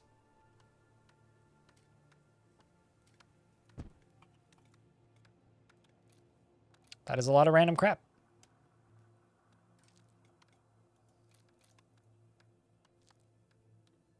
Man, you good there. There's two. Sometimes they get stuck on top of each other and they just run in place for a little bit, and it just kind of amuses me. It's like I can't be mad at them because they just look so dumb. It's like I probably should be mad at them, but I'm just not.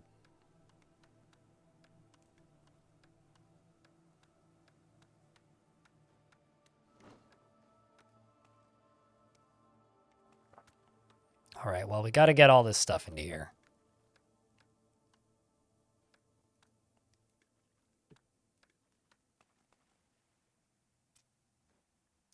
I was hoping nothing in here actually gets lost to rot, because that would be bad.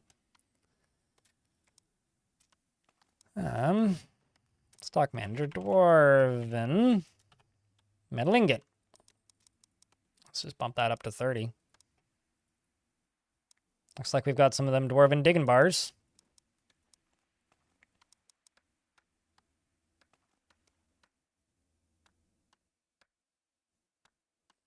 Oh. We've also got these dwarven weapons.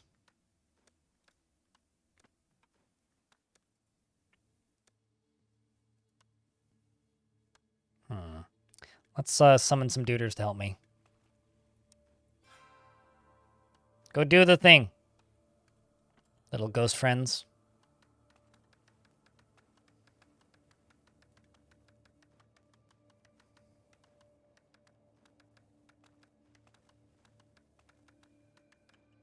Also, how was dinner, Elfie?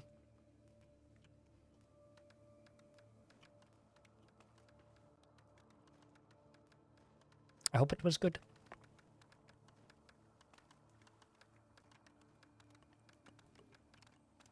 You know, all I know, really, Malicious Moxie in YouTube chat, is that I don't mind goblins at all. Goblins are great.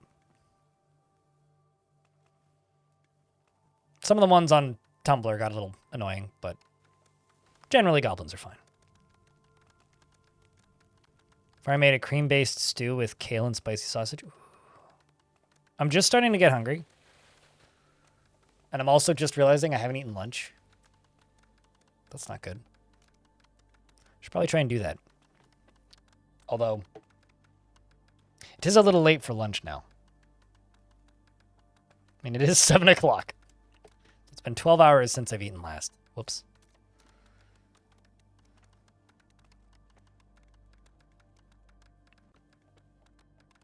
But yeah, I am getting to that time of day where I should try eating something. I've been told it's important for human existence. My body refuses to believe this statement, though. I love the way these little log cabins look, though.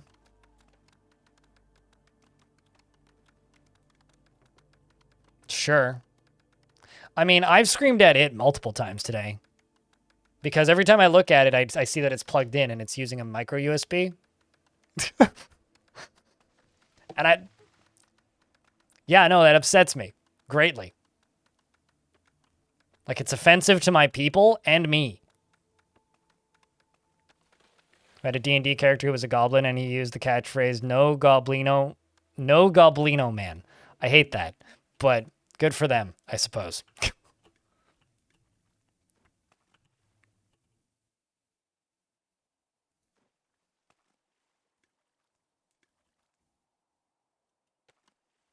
Well, I appear to be out of food.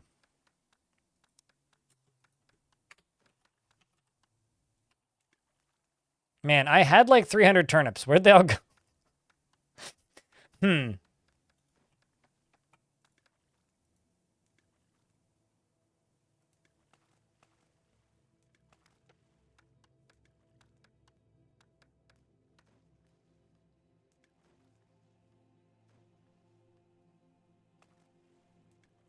I know for a fact I have rye seeds.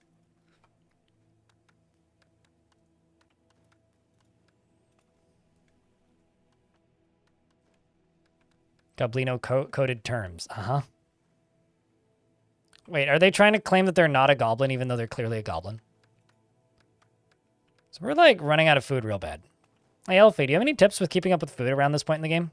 Because I'm overfishing.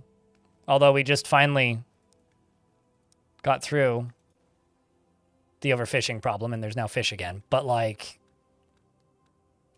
I got pretty big farm fields and I managed to eat all my turnips every year. I'm sure there's probably a tech that I should go unlock, like better farming or something. Like up here. Like maybe baking? These goblins seem like the kind of goblins that would cry when they stub their toes, so wah, sounds right.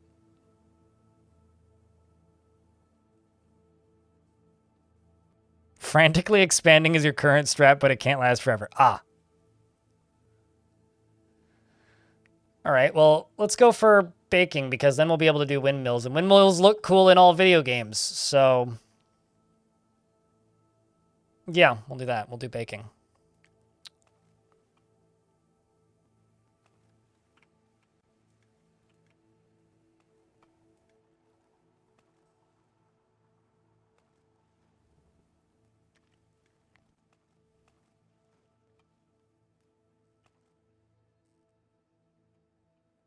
I also feel like we need to figure out how to get to the other side over here. Whoa. What happens when I tell them to explore on the wrong side of the river?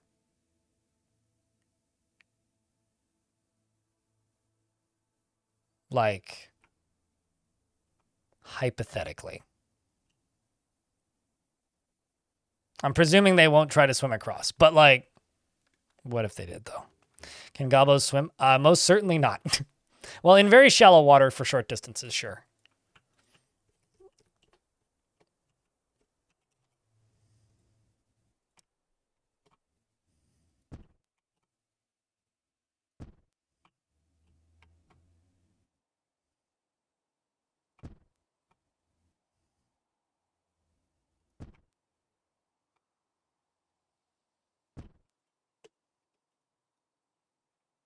Russ, thank you very much for the raid. What's up, dudes? What are you guys up to today? You guys don't know Russ. He plays a lot of Space Station 13 and sometimes other things. Kind of like me with Dwarf Fortress, but the sometimes other things part. What you been up to? Camp full of goblins. Yeah, this game's pretty cool. It's very, very populous-y, and I'm currently running out of food. Although, thankfully I have some food, just not enough. But, yeah, this is a game about goblins getting scurvy, mostly. You're playing Eve? Oh, gosh. Did they at least pay you a salary at this point?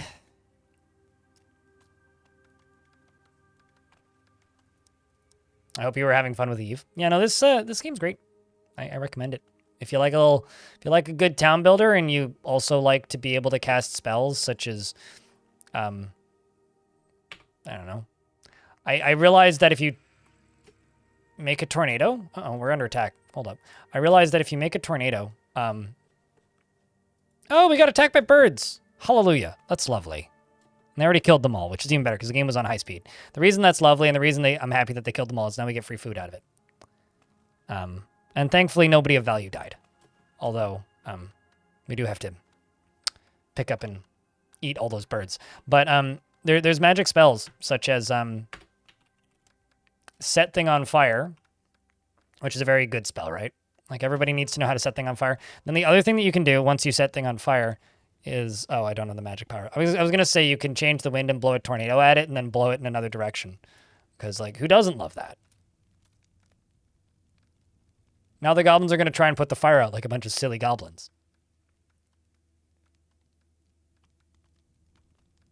You pay the salaries? Oh, well, hey, at least you're paying people. It means you're better than a lot of CEOs. Thankfully, the wind's blowing away from me right now and not towards me. Yeah, also, I think if you summon the tornado, let's get them to stop putting out the fires. Let's let the fire get nice and big. If you tell them to, if you summon a tornado and the wind's blowing in the wrong direction, that will definitely go in the wrong direction too. It's also lovely. Putting out a fire. No, you're not. You're standing there like a dum-dum. Their brains seem to have short-circuited a bit because I told them to not put out the giant fire that's in my front lawn. But I want those stumps gone, okay? But if you're interested in trying this game, it has a very generous demo. It's got the first 4 years of gameplay. It's not a, this isn't like a, what do you call it, a Next Fest nonsense thingy. It's just a demo that you can go try. If you're interested. That doesn't go away. Like demos should. You sacrifice once a year. And sacrificing things to your god or gods makes the spirits happy so things don't go horribly wrong as quickly.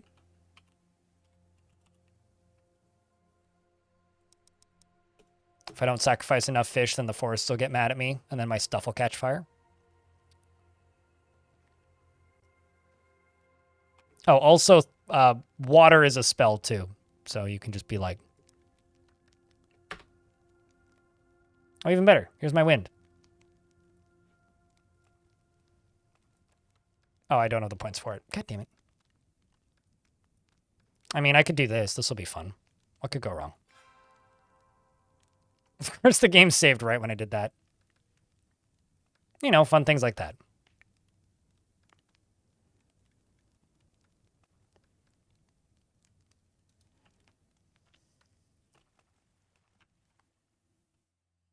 And it seems like it's lunchtime for the goblins. Get over here and consume. You've earned it, goblins. Is Bobby still eating by himself down here? Milla's still eating by herself. Oh, no. What a sad days.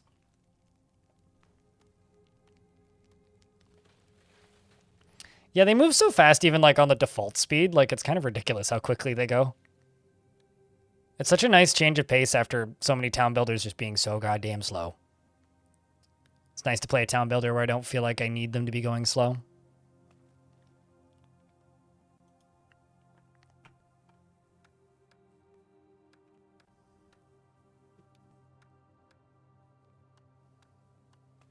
Goblins got the zoomies. Yeah, they're just running around high on sugar all the time. Or thistle, maybe more accurately.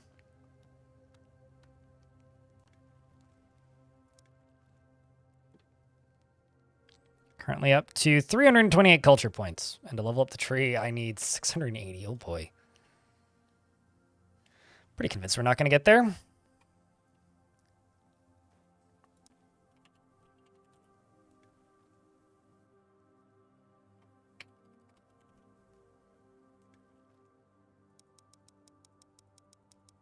Let's just bump them numbers up. I'm not going to bump them numbers up because I don't want to. I thought that there was something else. Speaking of something else.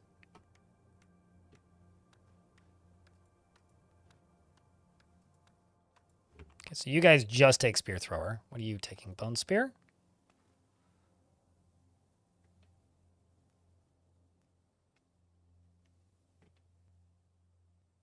I love how wooden plank is a selectable weapon. That's great. Let's give you a Dwarven Spear. And I'd say Dwarven Shield, but I don't have the option for that yet. Thistle Nectar Addicted Gobblers. Sure, certainly, yes. A bit of Settlers and Dungeon Keeper. The kind of combos that I get from this game, Vegeta and YouTube chat, is a little bit of Settlers, a little bit of Populace, and a little bit of Anno. That's really what I get from this. Have I ever played Banished? I wish I liked Banished, but yes, I played it. I played Banished, kind of figured out the build order, I guess, and then never played it again. I played about 15 hours of Banished and had my fill and was like, yep, no, this game's neat. It's cool. It's interesting. I'm glad it exists. It's okay. It's kind of how I feel about Banished. I really like that Banished helped usher in another good era of town builders, because town builders were largely gone, especially in the indie space, until Banished came out. So I'm glad Banished exists, but personally, it never really, outside of that initial like chunk of time I spent playing it, I never really found it to be super interesting. There just wasn't really enough going on. I know a lot of people love the mod community around that game, but I never really got into it.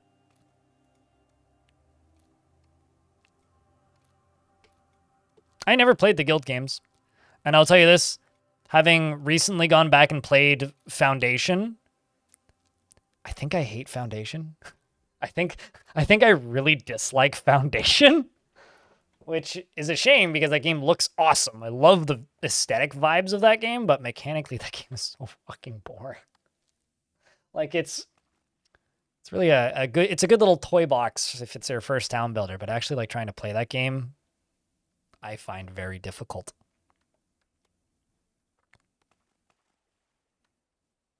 Especially as an adult who knows too much about how video games work now.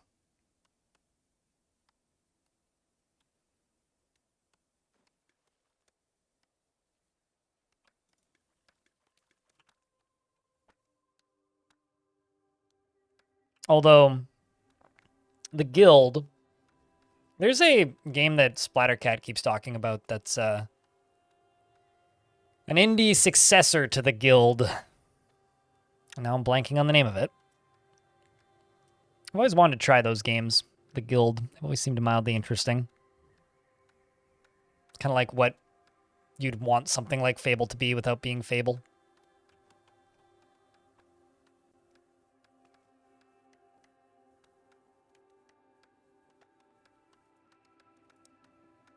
Okay, well, we've got everything we need. We're halfway through to the next level. Culture points for what we need.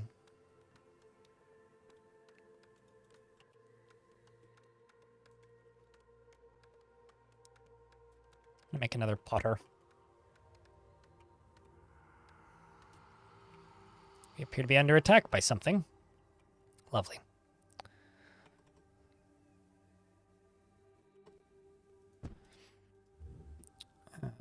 Strong stench of decay. Ah, zombies. Lovely. Is the fire still going that I set? Yeah, it still is. God, fires burn forever in this game.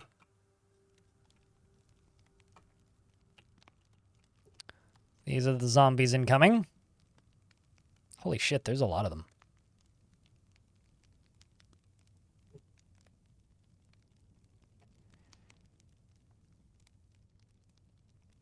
Oh no, I mean the dev for Banished got the right idea, you know? He made a game and he sold what, 3 million copies or whatever it was in like a year and a half.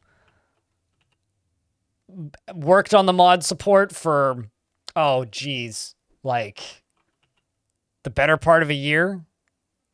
And then just vanished off into the ether and is sipping cocktails and living quietly. Like that's the way to do it, man. That is the way to do it.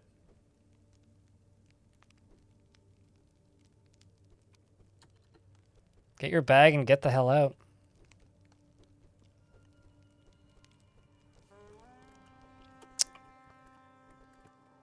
Here comes my goblins.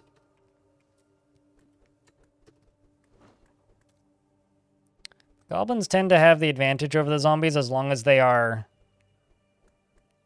you know, not getting ganged up on.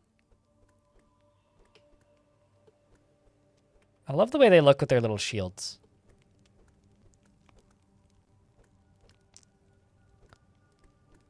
There they go. Going through the stench of decay.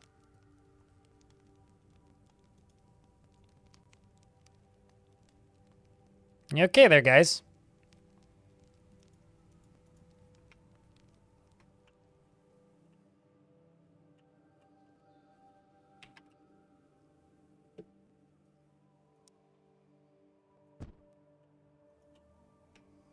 So I guess that fire exposes Fog of War.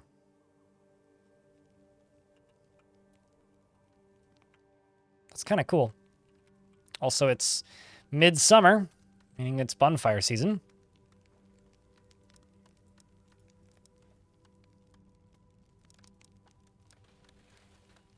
In case things start burning that aren't supposed to be burning. Yeah, looks like next year we will get more bonfires. Call us now, 1-800-GOBLINS, yeah.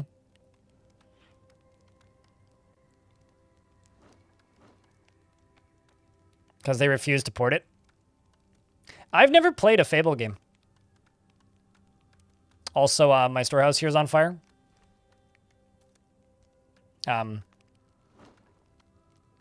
thought I'd let you know. Thankfully, I do have this magical power, which is very useful, which is water appear. They also have the same spell in Minecraft, if you didn't know.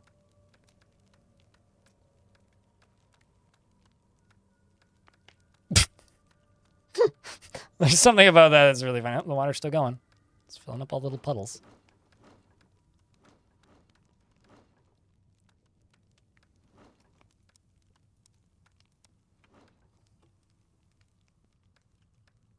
I re-added them not too long ago. The firefighters.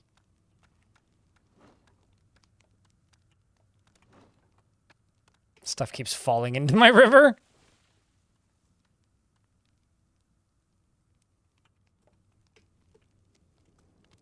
I think it's food season. Yes, it is.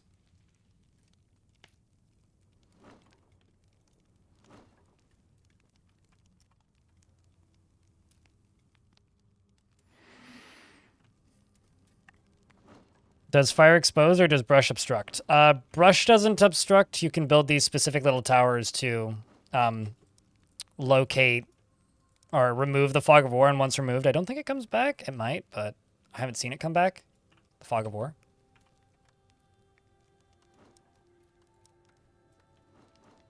There's still water here. So all these items are stuck. Which is kind of funny.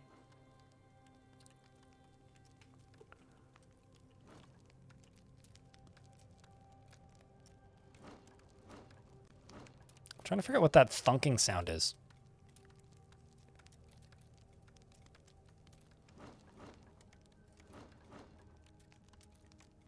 I feel like if I can... Oh, I can't. Only have 3 points, not 4. I'm just going to try and summon a bunch of spirits to help, but currently we seem to be a bit overworked. 'Tis lunchtime, though. They're eating fish over there.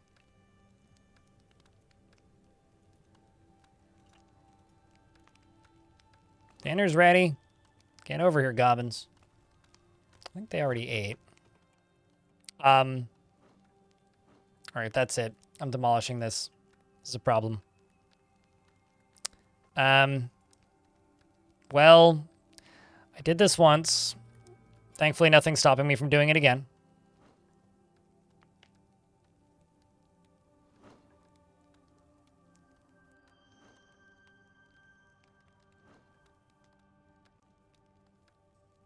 Awkward.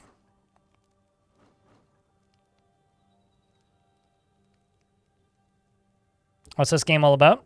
It's a little god game town builder with a similar amount of history as Dwarf Fortress. It was originally an open source ASCII game. Oh, that's what the thunking sound is.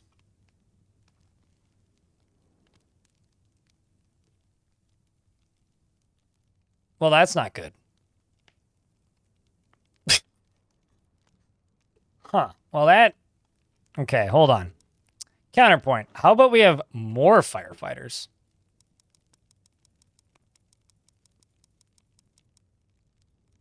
Like maybe 20 of them.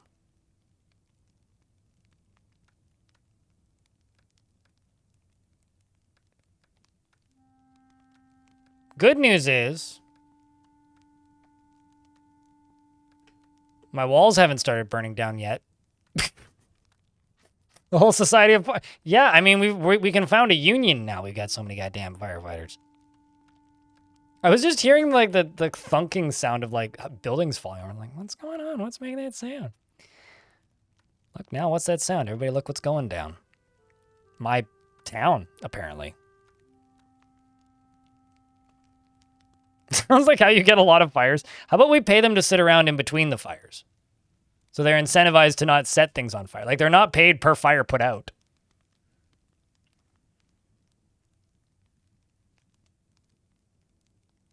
You know, this is the most concerned I've been about fires in a video game since Far Cry 2.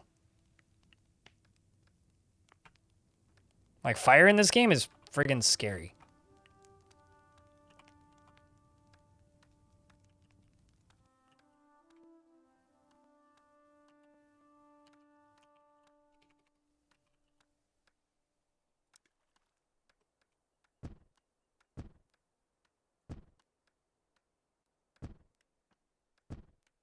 It'll never catch on. Well, then we shouldn't do it then.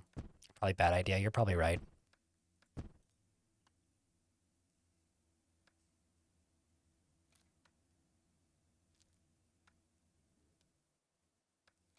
It's going down as property values. That's presuming. I'm not convinced that these goblins have an economy. Like, I don't think they have money. So I don't know if, I don't think they even have a concept of property values. Of course, I could be completely off base there, but it certainly seems that way.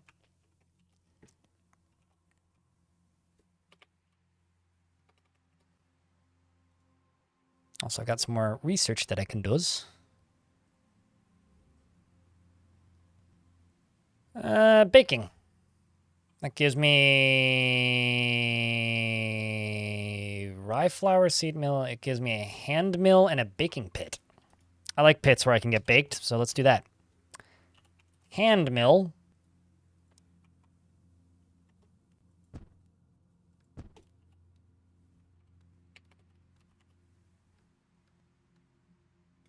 It's called a bakery game, not a baking pit. I don't trust it to not randomly catch fire, but...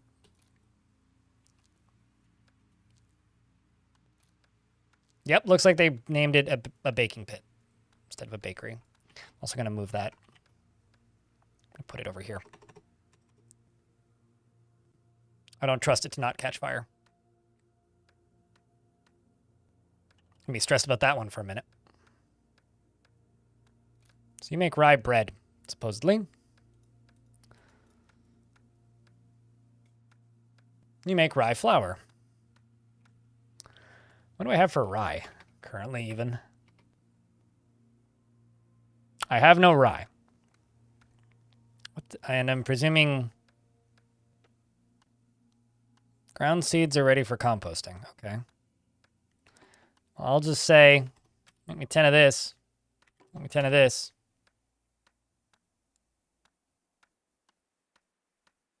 Thanks, game. I need a thresher to get rye seeds. Uh-huh.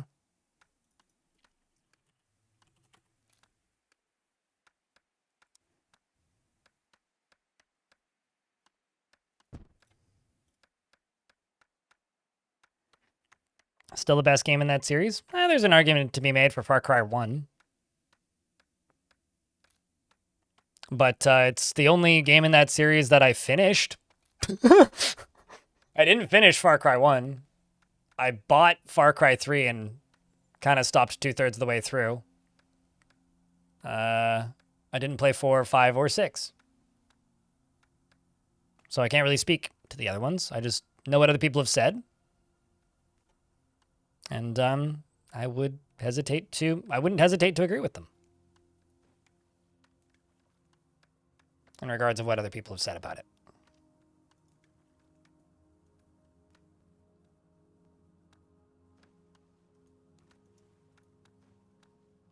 So you just need branches. It's pretty clear and pretty clean. Summon some spirits. Go do work for me. My servants.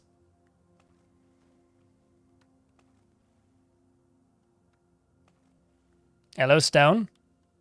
Oh, the goblins in their dark camps. Yes. The goblin glamping session has been great. Aside from the part where I burnt half my town down not too long ago. It's got nothing to do with the fact that I fired all of my my firemen. They're still gainfully employed, I swear. I couldn't figure out why there was constantly building collapsing sounds happening. And then I panned over and just half my town was on fire. I'm like, oh, well, that's bad. Well, shit.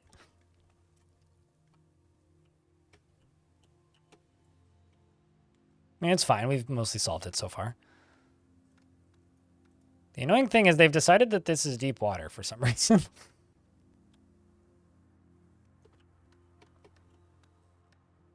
But welcome back, Stone.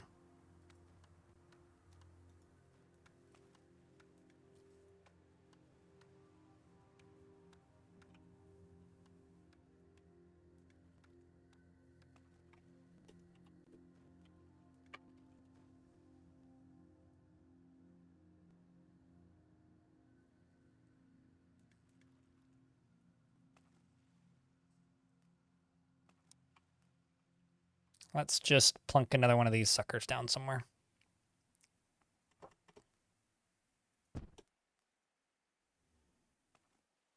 As they continue to massively overfish.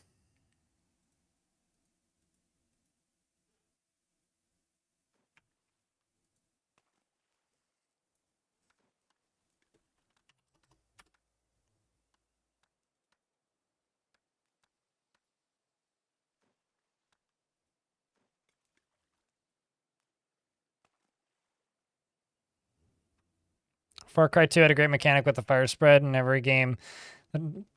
Decided fire spread was too extreme, they burn out quickly. Then instead, you know, it's funny because like they actually nerfed the fire spread excessively in Far Cry because it used to just blow up based on the wind in the initial version.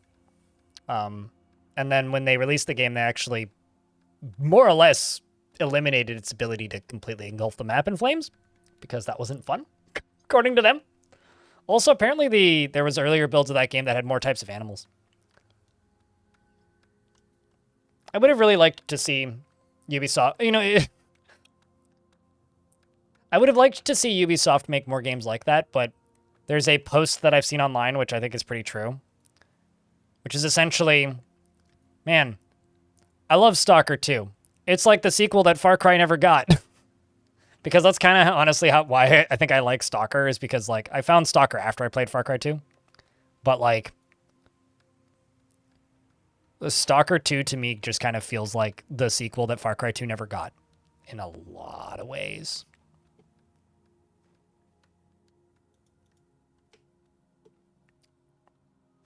You should try Far Cry 2. Although I wonder how well it runs these days. Bobtron. Wonder if it plays properly on PCs. I liked Stalker 2. Yeah. Chunks of it that I played anyway. I mean, it's definitely like a cyberpunk situation where, you know, once they finish the early access, it'll be great. That's a joke. I know it's not in early access. But, yeah, no, I liked what I've played of Stalker 2. I haven't finished it, but I liked it. The stuff that I've done so far in that game. And I will continue to periodically play it. Got some very stuck goblins over there.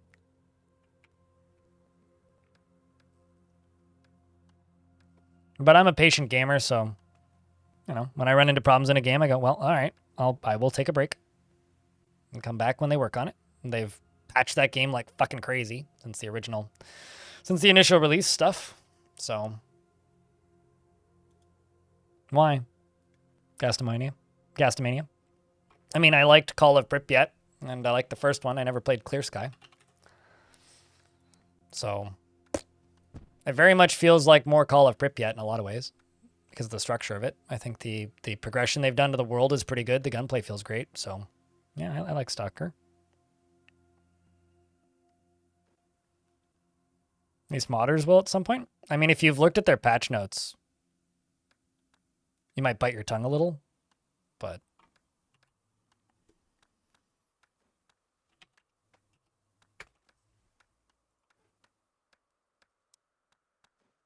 sure.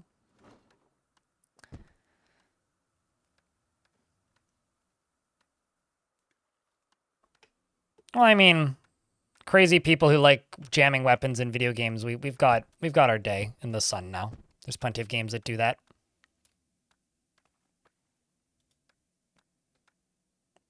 World feels dead?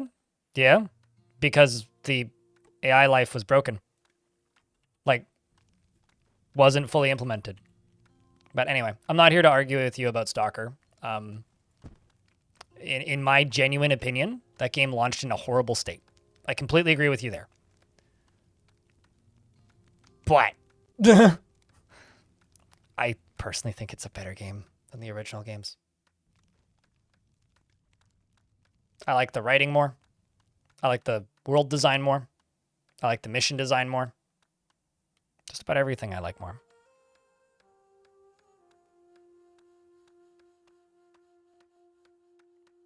I would argue that loot has always been insanely uninteresting in Stalker. Because the good loot you get is from fighting other people, not from just finding stuff. But I don't know. I'm not streaming Stalker. You can go play Stalker if you want to play Stalker. And I'll go play Stalker on my own time because nobody watches me play Stalker when I stream Stalker. And everybody just tells me and informs me why Stalker is bad and why I shouldn't be enjoying the video game that I'm enjoying. Which is the same reason that when I most likely end up buying Avowed, because I really want to play that from what I've seen, I won't stream that either, because I don't like being told by my audience why a game is bad and why I shouldn't like it, if I am enjoying it. Which is the reason I stopped streaming Stalker, was I was getting tired of people telling me that it's bad and I shouldn't be enjoying it. Go play Stalker. Stalker. Sheesh. I think the problem that Stalker runs into is that it's got a modding community that loves it. And there's a pattern with games, and that is audience get used to playing mod. There's a problem with games that have very active modding audiences. And this is a blessing and a curse. Equal parts. The blessing is that you have an audience that mods your game. And so thus you have basically fans for life. People will continue playing your games forever. The problem is whenever you release a new entry to a series, everybody fucking hates it. Why is that? Well, it's because they have unrealistic expectations from mods that were made by thousands of people significantly bigger than the size of the team that made the game originally.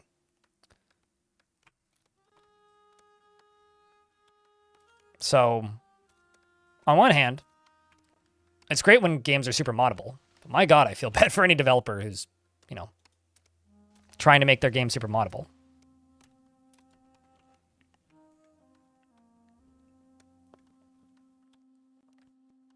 Yeah, I mean, they put out that one patch in December that had what? It was like 1,100 changes and fixes? Including getting the world stuff somewhat implemented and functional.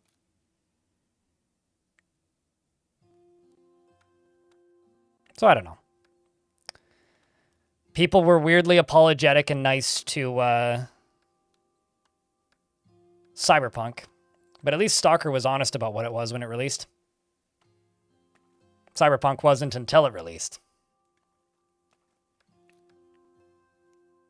Following Stalker's development all the way right up to the release of it, they were honest about what that game was.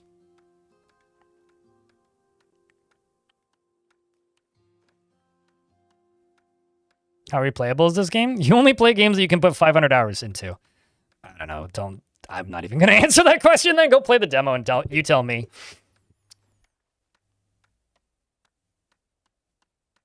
If you only want to play games that you can get 500 hours out of, well, then I can't help you, mate. This is not going to be 500 hours, probably.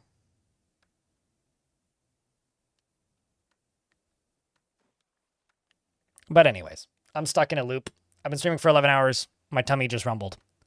Chat rooms.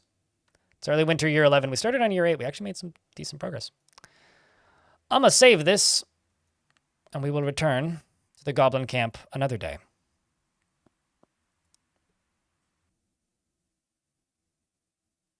I'm just rambling, Gastamania. Don't take me too literally. Alrighty, chat rooms. Twitch chat, YouTube chat. YouTube chat, I'm shutting you folks down now. Thanks to everybody who stuck around.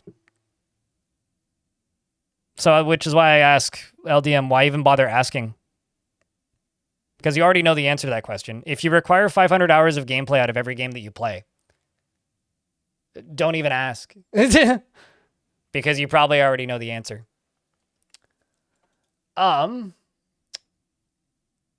Anyways, YouTube chat. I'm shutting you guys down now. Take care of yourselves. I will see you Tuesday. I won't be on this weekend. But keep an eye on the YouTube channel for stuff to pop up, because things will from time to time. Laters, YouTube. Alrighty, Twitch chat. Let's go raid somebody, shall we?